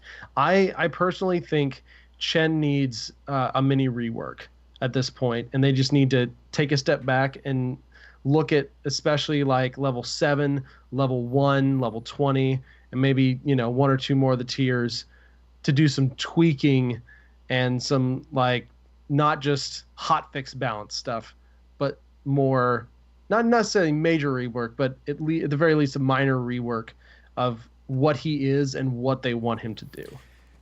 I agree. Yeah. And I'm seeing XXL Epic is saying Chen's the most oppressive hero in the game when he's strong, in his opinion. I would agree with his kit and his abilities. I mean, if they buff him, he becomes super strong just because of his gap closing, and pretty much being unkillable. He's a super fun hero to play. His alpha build was nuts. Yeah, the flying kick would pretty much root someone, if not flat out root someone. I don't remember. And then you got a free it was a straight root. Yes. Yeah. And then you got an auto attack that crit them for what felt like a third of their health. I don't know. It was great. Broken back in the day. It was so much fun.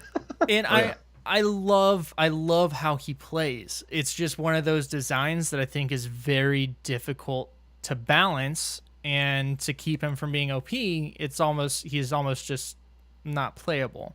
So I would definitely agree that he needs a little rework. I don't know what that would involve. Obviously, talent changes. The shields, I don't know. That's the thing. Like, if you make Brewmaster's balance baseline at 7, tweak his power in other areas, right? I mean, each hero, I'm sure Blizzard has spreadsheets on these things. Each hero, you've got like your power pool, right? If you give it somewhere, you take it away somewhere. I mean, I think he just needs, like I said, not something necessarily major, but I think he does need a more in-depth look than they've just been giving the last few balance changes, where it's just like, we're gonna remove this talent and do something, or we're just gonna move this talent from level 20 down to this. Or what about so a couple people in chat, Snail Shaman and Polar 87, make Brewmaster balance as part of Chin's passive. Yeah, or basically that's what I'm saying. Okay. Just it needs to be baseline. Okay. And then once that is out of the mix, then I think you can do some more interesting stuff, especially at level 7. You can do some more interesting stuff. For sure. But tweak it where you need to. There was a quality of life change to him a little bit ago that was super nice, where when you start drinking, you get a chunk of your brew right off the bat, and then it slowly fills up to keep it from feeling really bad when you get stunned immediately out of drinking, and then you're stuck without being able to do anything for the next 3 or 4 seconds. Right. So that was a good change. That's a thing of redistribution of power, but I think he needs a little more in-depth look. I actually, a direction I may like to see him go, and I think they would have to hold off on a rework now, because we have a few heroes in game that can deal with shields, have talents to deal with shields. So maybe you need a few more in there. But to see a tank that is more a damage absorber and possibly interacting with your team more and providing buffs or shields. Oh yeah, okay. So he has the And talent I think that now would be that a whole has new character, to be completely Well, honest. he Because I kinda- know what you're talking about, and I think that would bring him outside of his range of what he's supposed to do, and that Yeah. if you saw something like that, it would be on a brand new character. That makes sense, because I mean, he has the talent right now with the AoE shield if you're standing in it, but if you expand upon that more, it doesn't really make sense with his fantasy. How are you getting shields from this dude just chugging beer? Yeah, So that makes You sense. just like watching him drink. yeah. Because I've done several hero concepts, and one of the ones I did was it was actually a ranged tank, but the tank itself had a AoE marker basically around them, and what happened was, while ally heroes are within that radius, part of the damage they take is redirected to him, or I remember this one. or he could be potentially have talents that allow that radius to generate shields for the people inside of it, or things like that. And it's a ranged tank that could actually be a main tank, depending on the abilities you gave them, without having to necessarily be next to somebody. Mm-hmm. There's a lot of interesting things you can do with shields and absorption effects and stuff. And like you said, I don't think we're quite at the spot from a standpoint of counterability to go crazy with shields yet. Yeah. And maybe a few of these heroes that we feel like they don't know what to do, like Chin, perhaps Raynor really hasn't gotten changes in a long time. Mm-hmm. Maybe we're going to see some big reworks at BlizzCon. That would be interesting. Would be Or another they thing. may be the kind Big of Raynor. there's the talk about how in Raynor. the future there may be like a slower hero cadence. Those might be some of the reworks that we see more frequently in the future too. Yeah. Yeah, he did say Yeah. they were looking more, from the interview a few weeks back, they were looking more to highlight hero reworks, and that like when KT came out, they basically reworked 3 or 4 heroes Yeah. along with 4. them, some of them majorly Right. reworks. And it's a lot to take in at one point, and they didn't quite get their time in the sun because they're overshadowed by a new release. So eventually down the line, we might see the major patch might be a single big major rework. Mm-hmm. And then that hero is back in the spotlight. Yeah. Yeah. Isn't that because how it is in it's- League of Legends? Now it is. Yeah, they pretty do much. like one nowadays. big rework and some hero or champion releases. that makes sense because I enjoyed all the changes they made. It maybe not medic, but again, I don't really play her. But I love the Jaina changes. I love the Chromie changes. The Leoric changes seem really cool. But I haven't even had a chance to really go in and explore all those yet because one, I forget about them because there were so many with the release of KT, and two, I've been playing KT and Chromie, and I want to start playing some Jaina and Leoric. I just For anyone who hasn't played Leoric is the bomb. Yeah, I do it. absolutely love the rework they did to him. He is so much fun to play now, and he's got some really fun talent builds. Not just a singular thing, but there's definitely several different ways you can adjust depending on what you're up against. And I mean, I can mention it right now since it's just almost right here, but in this balance patch, the Entomb cooldown was reduced from 75 seconds to 60 because they upped it a lot in his rework. And March of the Black King kind of took over, but now with Entomb being back at 60 seconds, both of his ults are extremely viable and just pickable depending on the situation. And so he's just in a really good spot, and he just feels so much more fun to play. Dahaka. There we go. Lost train of thought. Just some damage reductions, which is fine. He's a super strong warrior right now. Basic attack and Dark Swarm. It will hurt his rave clear. Yeah, a decent bit. And because it's both of those things. Yeah. Yeah. I follow Math of the Storm on Twitter, which if you guys haven't seen the articles, I highlighted one a few weeks back.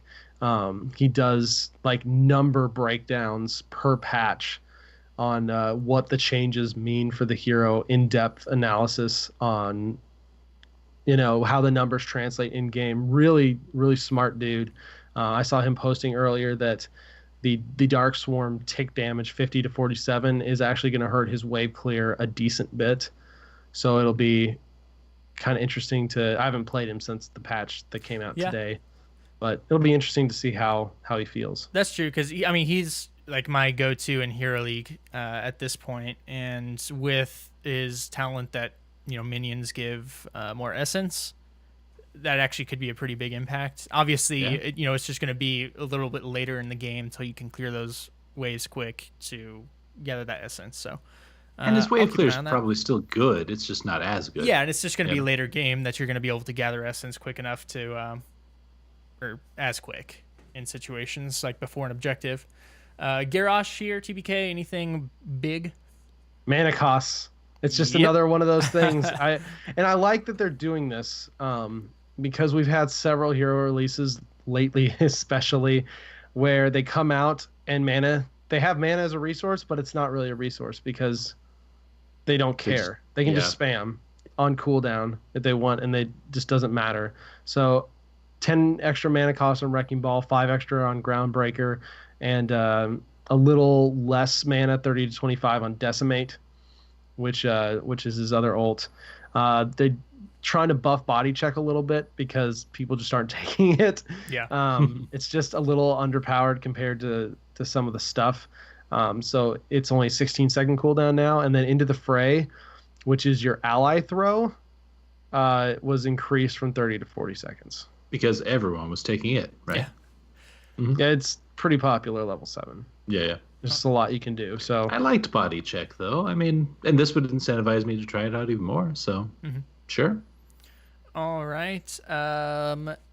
We have a question here. I actually want to hit just because it's kind of on topic, and I've seen it posted a few times. Do you ever think we will get Medivh changes rework? His talent choices are very boring and lackluster. With only one talent being useful in each tree, his Q is also pretty useless compared to his W and E without the Master's Touch, which is hard to complete. I don't play enough Medivh to really know the answer to that, but they've talked about several times, and especially recently, them being okay with high skill floor heroes, high skill ceiling heroes that aren't okay in quick match, and he seems to be in a pretty good spot in competitive, and I think that's just what he's a competitive hero. And then if you're really good with them in high MMR Hero League or Team League, fine. So I would agree though that he probably could use a little more talent diversity. Okay.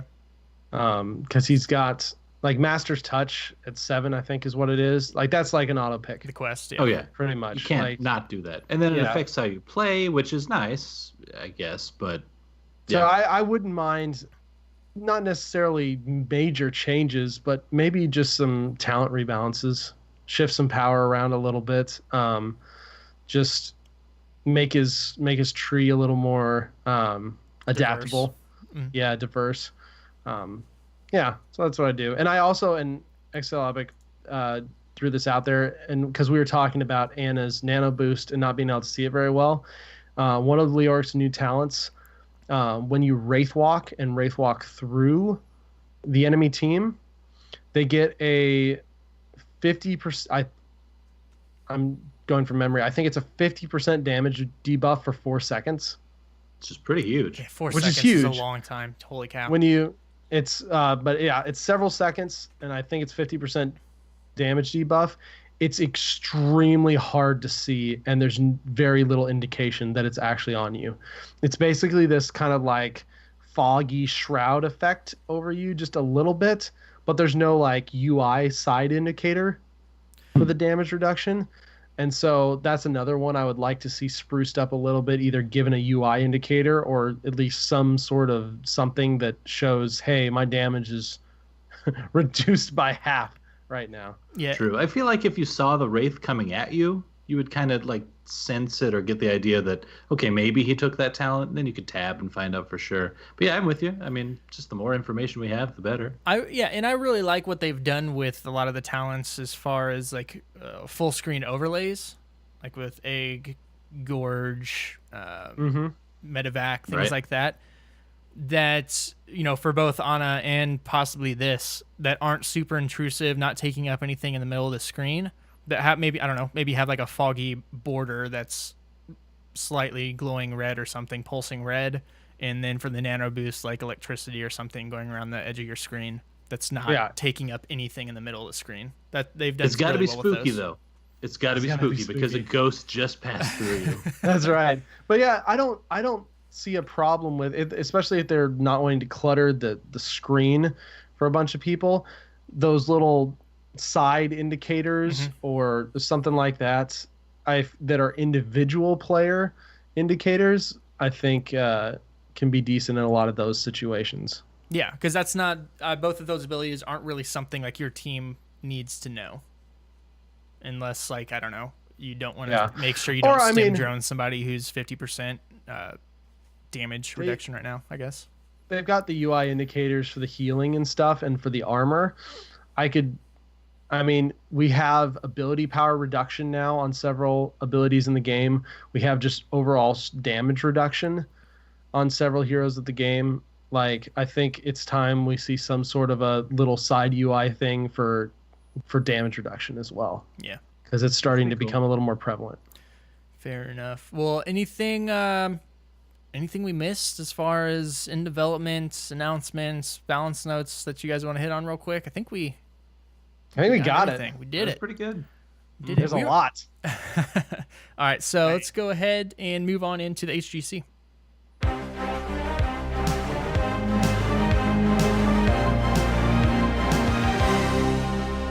All right, TBK, only a few weeks left before BlizzCon. We've had a few teams lock in their positions. What do we got going on? So first I wanted to start off, this was kind of a little bit of an HGC type related news that was revealed during the show matches, or during the HGC game when Ken Eric came out and kind of showed off the new content last week. He mentioned a little tidbit about how his team has been looking into ways to remove RNG from battlegrounds that show a lot of competitive popularity, which is really interesting. So the quote is, if we standardize these things, it allows a meta to develop. If we always know that blue side Angel is going to be on top, we can go 4-1 split and 1-4 split. And now suddenly a metagamer strategy can develop around that, which can then develop counter strategies. If those take root, counter strategies, but then if the original strategy, blah, blah, blah. You can start to develop these cool things just by giving the players more information. And that is really what it's all about. We're exploring ways to do that for the battlegrounds that have elements of randomness to them. We think they're good, but we think they can be better. So he mentioned, like I said, Battlefield of Eternity, where the Immortals spawn. But you also have things like Cursed Hollow Tributes that you could easily take some randomness out of. Those would be good because they've already actually done this with Towers of Doom. In a way, at least yeah. for 2 of the spawns, yeah, Which, you know exactly when the triple altar spawns. Yeah, which is coming. That does absolutely. I mean, that changed the way that maps played as far as strategy. I really enjoy this because I've always Cursed Hollow. You just kind of expected it, but especially Battlefields of Eternity is kind of frustrating because the momentum can swing drastically just because of the placement of the objective. It's like, oh crap, it's on their side. We're in terrible position. We had no idea it was going to be there because it's the first one. Blah blah blah. And in a lot of ways, I agree with this. Yes, some people like some. It's a little random. Now you have to compensate type things.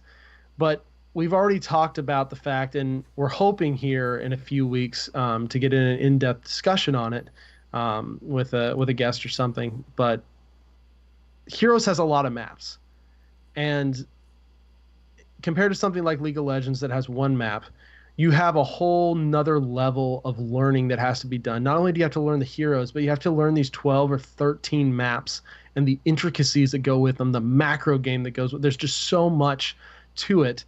And so to ease that a little bit, taking some of this RNG out and making it more predictable will go a long way towards helping people being more comfortable and being able to learn and develop strategies that can be generally used and then perhaps broken or worked around or whatever. But at least you're giving the players more information to do with what they will. It makes it more predictable, but for the people who are capable of predicting it, frankly, like who would know the timings of when exactly does this next one spawn and where. I feel like depending on what skill level you're at and all that, and your standard quick match, some people may not even notice the change for a good time as it is. But then on top of that, like if they just don't ever get the changes, or like, okay, when we get the second one, we have to run it 1-4 or that sort of thing. It's I mean, it's not going to be a bad thing. It's not going to be any less confusing than it is now, for sure, because I mean there will be some people who can plan for that, but I'm calling it right now. We're totally going to have games where like we've gotten the cadence of this down, but we've got someone on the team that just doesn't, and it's probably that Gazlo that's just been pushing the top lane the whole time anyway. But you know how it goes, so it'll be interesting. But I'm intrigued by this because in the HGC this is going to be hugely impactful, and they're going to have a lot of really intricate strategies about setting these up. So that's the thing. Like with the Gazla you're talking about, whether or not this change happens, if you have a Gazla doing that, that's not going to change regardless of the fact. Yeah. One thing. Maybe it was a bad example. Yeah. Solex brings up a good point, saying like if the Angel always spawns top, the winning team will always decide where to fight, and the losing team will have to stay behind. So there's ways that you can do, like you can still have certainty, but not take away like catch-up mechanics. For instance, like if your team's ahead in levels or experience or something, that's going to affect where the angel or demon spawn. So like it'll still give the team that's down advantage as far as positioning, but that's going to happen. To where they can possibly defend, still soak some lanes, make it easier for them to defend. Counter position. Yeah, or let it go halfway and still soak, like you said. Yeah. So there's that doesn't necessarily mean like it doesn't have to be the same spot every time. It just changes based on the situation of the game, but what that change is going to be. That this is, again, like Multi said, it'll affect some Hero League, quick match, things like that for the people that pay attention to this type of stuff. Not necessarily a whole lot, but this would be huge for the HGC, which would be really exciting. Yes. Yes, that'll make things a little better there. And interestingly enough, this kind of just gave me the idea. It makes me wonder, because Blizzard's been talking about this for the better part of at least 6 months now, how they're wanting to retool some battlegrounds. It'd be interesting if a chunk of the BlizzCon announcement was multiple map Changes. updates. Yeah, that just like instead of taking a map out of rotation, it's just like we've been working on this map behind the scenes. Bam, here it is. Exactly, because I mean Hanamura was. Yeah, that was broken That enough just they needed needed to out. pull it. But most of the maps in game right now aren't broken enough that they need to be pulled. They can be worked on behind the scenes. Instead of getting a new map at BlizzCon, they could be like, bam, here's 4 maps we just updated to our current line of thinking, made some changes to, took out a little bit of the randomness, blah, blah, blah. So, just a thought. Yeah. For the HGC patch schedule, this week, Kel'Thuzad patch with KT enabled. So Kel'Thuzad will be available in his non-balanced form this weekend. That should be really interesting. I'm really excited to see what the pros do off of this. And then, of course, playoffs, which is the next Rumble, will be on this Kel'Thuzad balance patch. So it's going to be cool. Yeah, we got that to look forward to. As far as the standings go, we do have some certainty now. Roll20 and Team Freedom both secured their BlizzCon spots. And then the rest of the Leg Force and Even in Death are crucibling. And then the playoffs will be Superstars, Space Station Gaming, Tempo Storm, and Gale Force Esports. And if it's this, and I think it's the same format as they did last time, which is the step ladder. I like that. Okay. So Superstars has the furthest to go. Gale Force has got the fairly easy in. So it's pretty crazy to see that either Tempo or Gale Force, or maybe neither of them, will be going to BlizzCon from the NA side. Yeah. That's crazy. It's not something you could have said the first time around. Yeah. Well, and huge props to Team Freedom, because on that same token, after first phase, who would have thought that Team Freedom would be going to BlizzCon? So yeah, they have improved so much. Yeah, like they're super, and Roll20 as well. Mm-hmm. Roll20 has some really amazing players, and they've just really stepped up their game the second phase. So I'm super excited to see them. On the EU side, Fnatic, of course, they are 12-1. Like they are just dominating everything. They are going to BlizzCon, as well as the revitalized Team Dignitas. They are in, they are set. They had a much better second half coming out of here, and they're going to be going to BlizzCon. Team Expert, Tricked Esports, and Team Liquid will be fighting for the playoffs. And then I believe this weekend will decide who the second Crucible spot goes to, because Team Good Guys for EU is in the Crucible right now. But Zealots and Playing Ducks are both pretty much tied, at least wins losses wise. And so this weekend should be a decider in which of these bottom 2 or 3 teams will be that second Crucible spot. It's going to be intense. Yeah. Yeah. And all of like, if you're not watching EU and you have the time to do it in the morning, do so. Like the quality of the EU games is absolutely fantastic as well. Some of the best games I've seen played have been on the EU side. Mm-hmm. So, HGC this weekend, final week of regular play. Yep. For playoffs. Oh, definitely check it out. BlizzCon is getting close. Oh, yeah. Real close. One more thing coming up actually tomorrow, though, that Volskaya Foundry Showdown. Yes. VFE versus Team Freedom. That's at 10 a.m. Pacific time. So that's on the 21st. So check it out. Yeah. Looks like it. I mean, it's just a chance to see the map being played at the pro level, which I'm down. That should be fun. Yeah. Yeah. All right. TBK, what do you got for community content shout out this week? This is fun. Multi, I don't know if you saw this. Did you see it? Oh, yeah. Oh, yeah. Okay. I'm going to link it in chat. Of course, it'll be in show notes too. Somebody made a custom Hearthstone set out of the Heroes of the Storm heroes. Yep. Really impressive. Like, it's a lot of work that went into this. Yeah, and these are Hearthstone cards, to be clear. Yeah. So yeah, link it in the chat.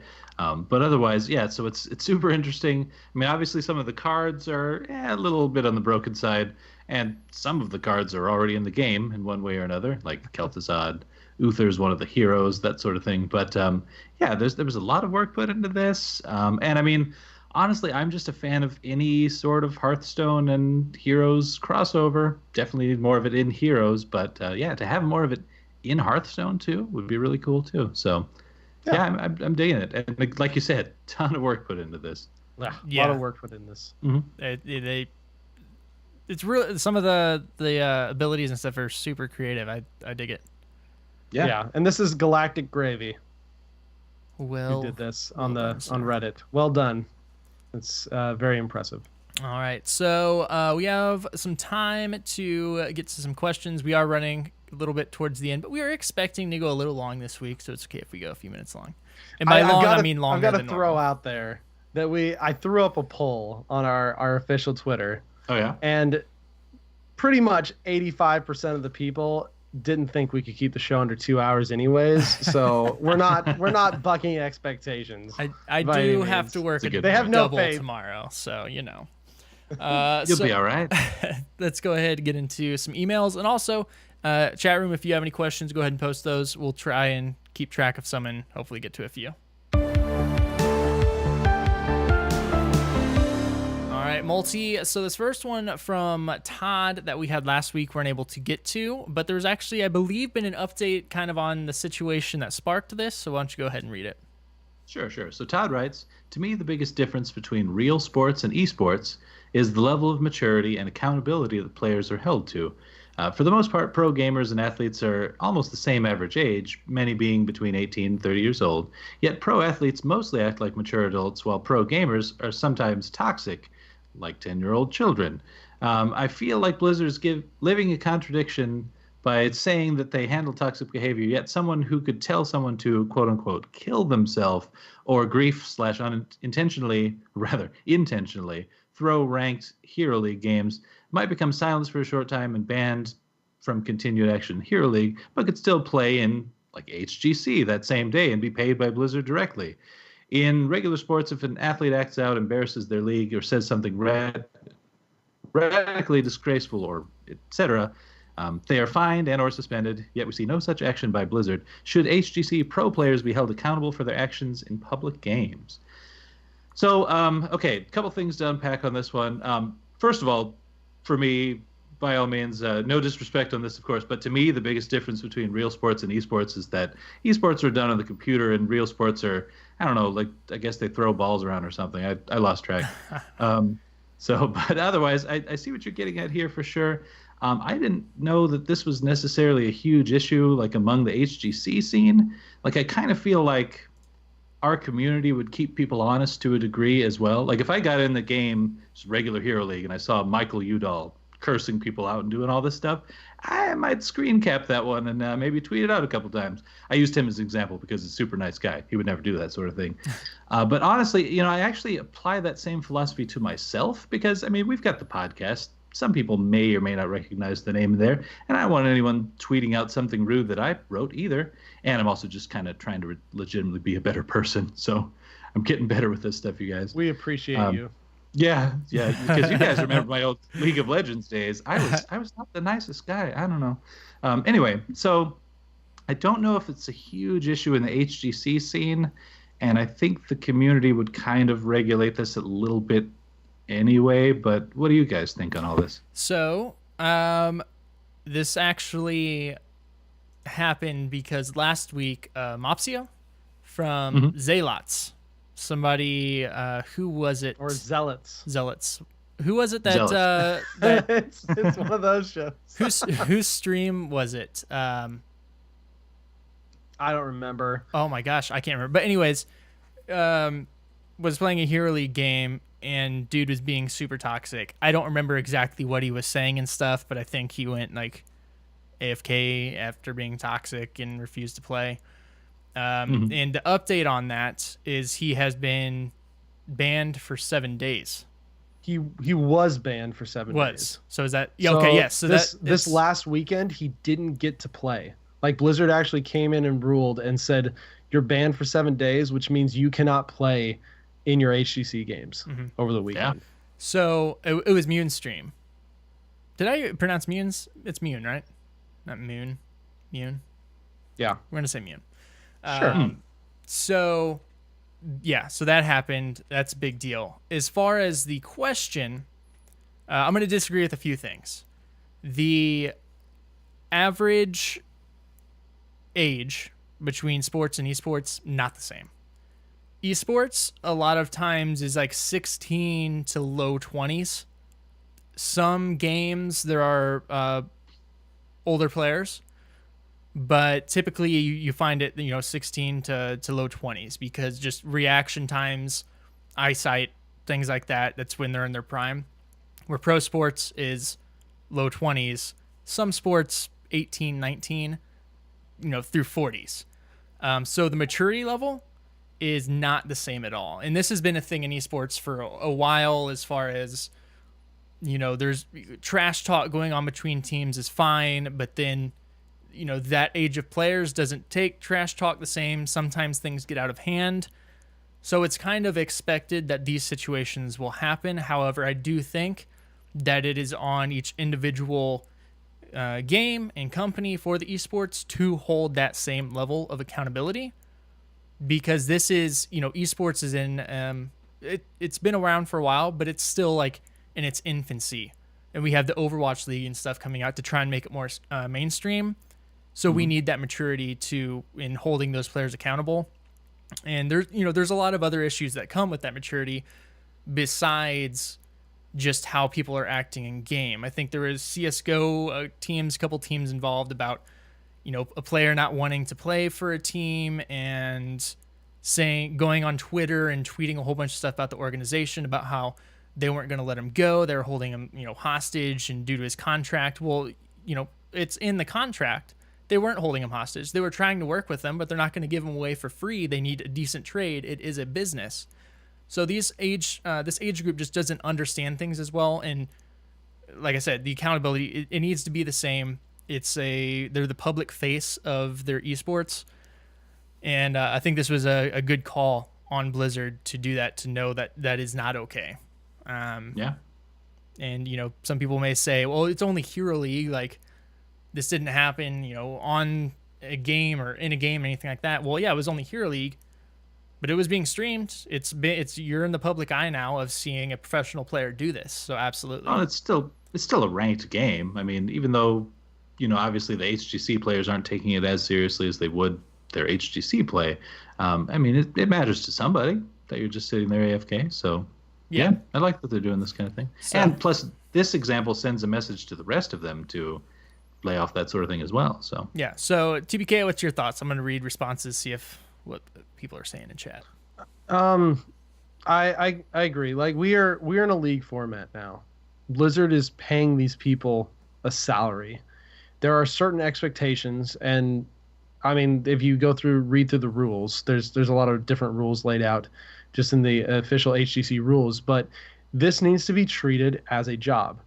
If I went into a job and just played around and told other people they sucked and to kill themselves or whatever, then what am I going to do? I'm going to get suspended. I'm going to get fired from that job. That's just unacceptable behavior. It's the same type of thing here. There's no call for that. And especially there's no call for that while you're getting paid. I mean, it's just like, say an athlete that's a pro basketball player. They go and play basketball, and then they go down and play an amateur league, or they're playing scrims or something like that, and they're just trash talking the other team, and they're just not being fair. They're just throwing things and saying, I don't want to play right now, or whatever. They're going to get punished for that.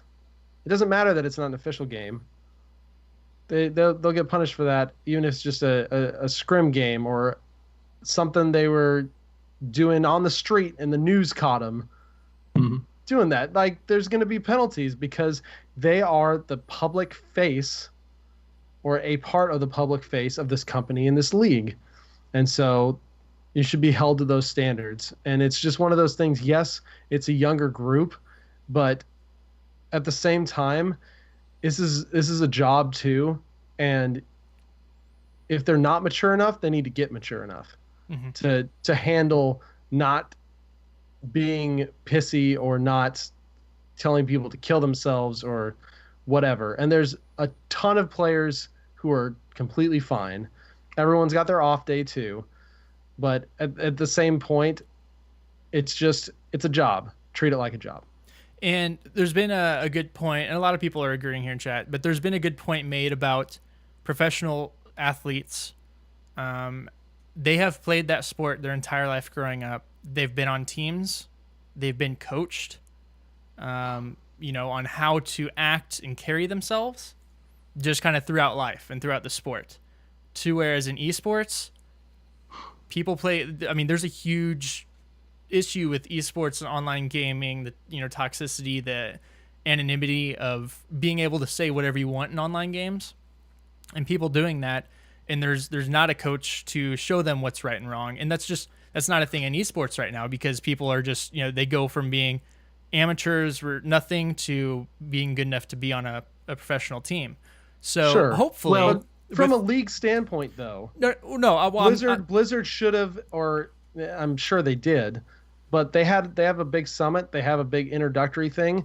Blizzard should have laid down what was expected of them. Yeah, and I'm not making an excuse. I'm just saying that's I think that does result into this, because even if they say that, like, again, some of these people are kids who, if they've been playing games a certain way their whole life and they're just told to do something that's not necessarily going to stick as well as an athlete who's grown up in the sport. But again, professional athletes still have problems. But my point is with this, I was going to say, go ahead. Yeah, they still have problems. My point is with this, with the way that esports seems to potentially head with things like Overwatch League and even Bonezord, our good pal that's, founder of the high school esports league. So there's high school leagues coming out and college leagues coming out, that if esports is successful enough, it's going to build that foundation for this to be something for kids to get into programs, to have the coaching up, through the level to get them into the professional scene, which will hopefully help with that. But the internet, being anonymous your whole life, saying whatever you want, being toxic, no results, that can be hard to filter and cause these things. But again, it needs to be held accountable. It'll get better when they hold it accountable. And I think the organizations also need to hold it accountable as well. Sure. Just like professional teams do. Because they're representing the orgs too. Yes. It's not just, you're not just representing Blizzard at this point. Most of these teams have orgs now. Exactly. Because, there could be some people who saw this and, well, forget that team. If they're, they didn't do anything when this happened, Blizzard had to, set the ban. So, yeah, there's differences and similarities to sports and this in these regards. And, I think it will get better over time, but this is kind of just unknown territory with, young adults, teenagers. And okay, for the pro athletes as well, let's not, for the most part, yes, they're exactly as you've described, but I don't want to totally put all of them on a pedestal either. We've seen in the chat some people bouncing back with some things like, we could get into a whole discussion about some of the things that pro athletes are able to get away with a little bit more because they either have the money to pay off whatever. But they've run into issues like DUIs, domestic violence, dog fighting. Isn't Michael Vick still actually doing something with the Chiefs now? So my point is, he was a coach during training camp. Yeah, so that guy, I don't know. It's debatable whether he should have a job at all. You run into issues in either format. They're just different, and we're just still feeling out the ones in the esports league. Mm-hmm. And we may have carried this conversation into way bigger depths than like what this issue was, but I do think like with, again, esports growing, it's very prevalent. And Fingerling makes a good point. These people, they're kids first, which is important. A lot of these sometimes people still in high school or college and stuff, and esports isn't well paying at this point, but it's still, they're professionals, and it's nothing that'll ever be 100% solved, just like toxicity isn't ever going to be, because people can say whatever they want on the internet with no repercussions, which is unfortunate most of the time. Some repercussions. It's a thing. It's a thing. But I hope, Todd, that gave you some insight on our thoughts. More than you were expecting. Yeah. Oh, yeah. All right, next one from Core. Okay, Core writes, feels like we have not had a bonus EXP event in forever. Was it pre 2.0? Do you think we'll ever get EXP bonus events again, or is it just going to be these play the game and get the sprays and portraits type things? I'll tell you outright, I don't use sprays ever, and portraits I don't really care about. But when we have the bonus EXP events, I play the game way more.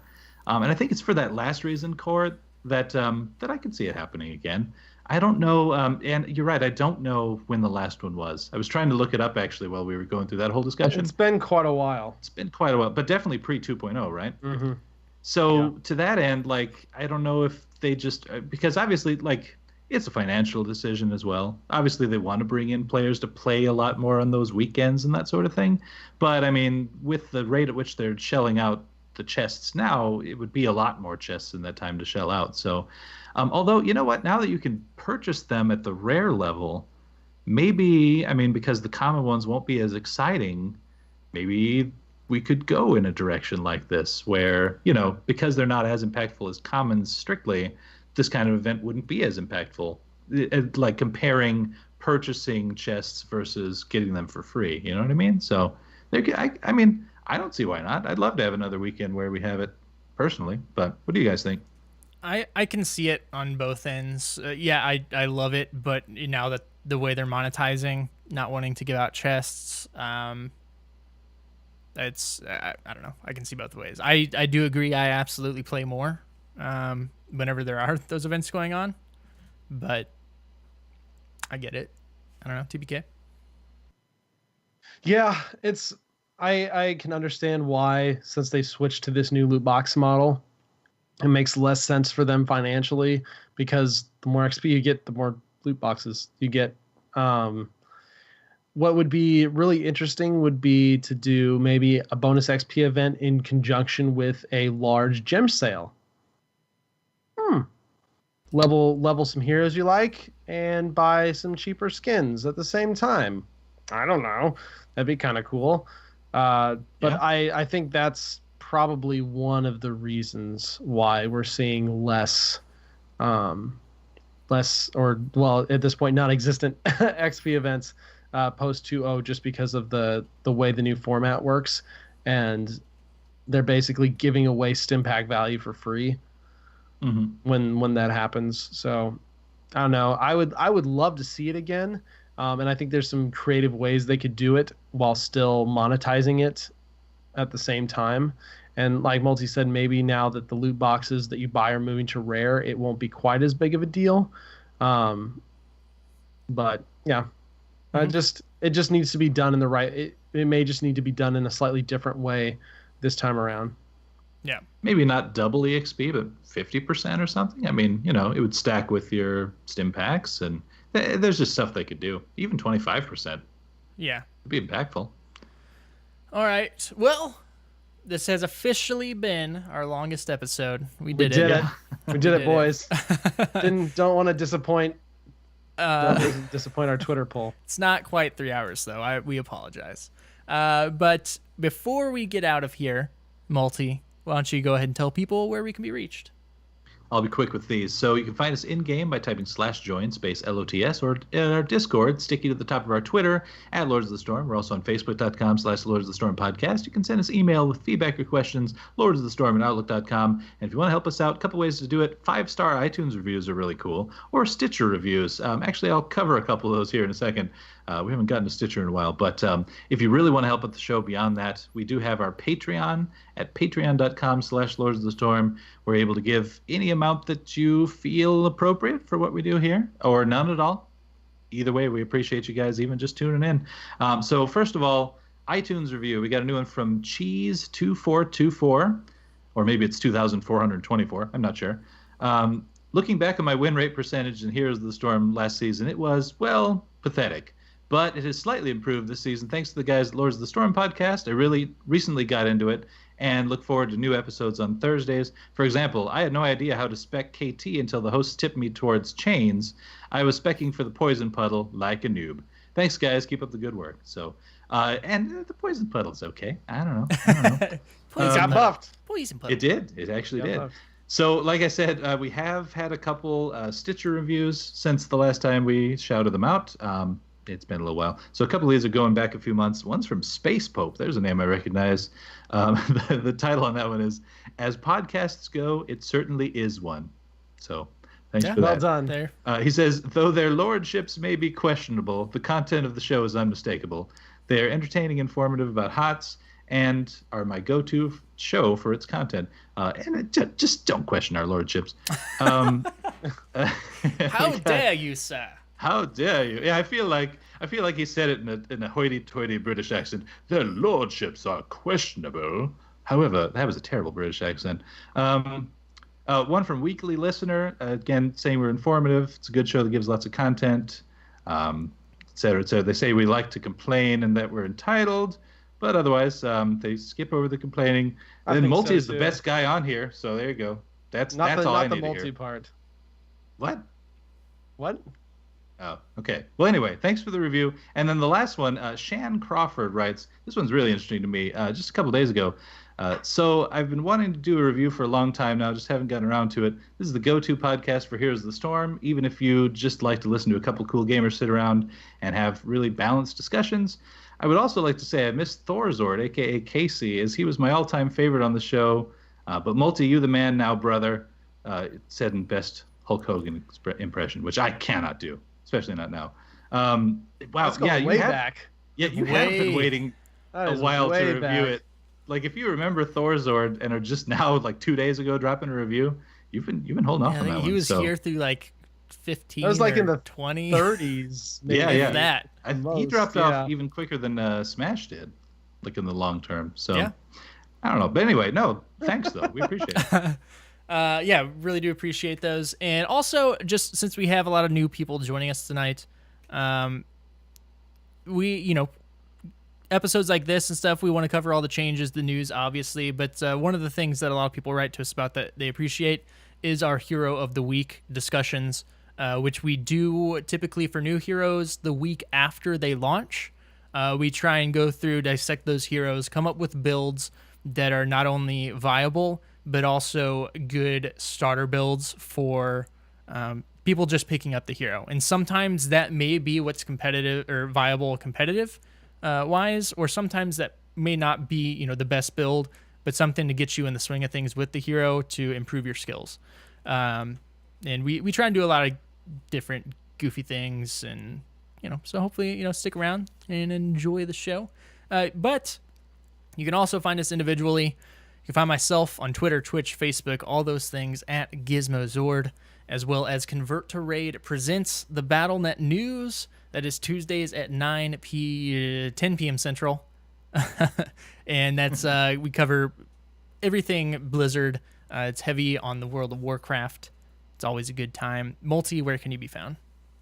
I can be found on Twitter at Multizord. Also, I want to show you guys, of course, if you haven't checked it out yet, The Cavalry is our Zord Network podcast on Overwatch. It's on Twitter at The Cavalry Show.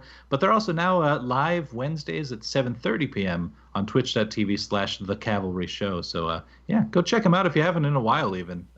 New host on there in Mel, and I think they're doing great. So, absolutely. And TBK. You can find me on Twitter at TBKZord or twitch.tv/TBKZord, where I stream heroes mostly. Got my new emote all approved. That's super awesome. fun. What? It's a little knight that's like smirking, holding a sword with Zord underneath of it. Oh, the Black Knight? Yeah, okay. Yep. Black Knight, yeah. I can dig it. I can't put my emote here because I'm not on my account, but we got Zord emotes. Woo! We need to get those all over the place. They're good. That's right. Right. Excellent. Well, we want to give a special shout out to Blizzard for the host on the launcher tonight. We always appreciate when they do that to see the new faces, as well as a special thanks to our patron producer, Ouroboros Zord, for helping support the show. Get in there, guys. Try out Anna, the new map. Let us know what you think of the balance changes. We'll see you all same time, same place next week, Wednesday, 9 p.m. Central. Have a good one. Bye. Enough. I shall do no more.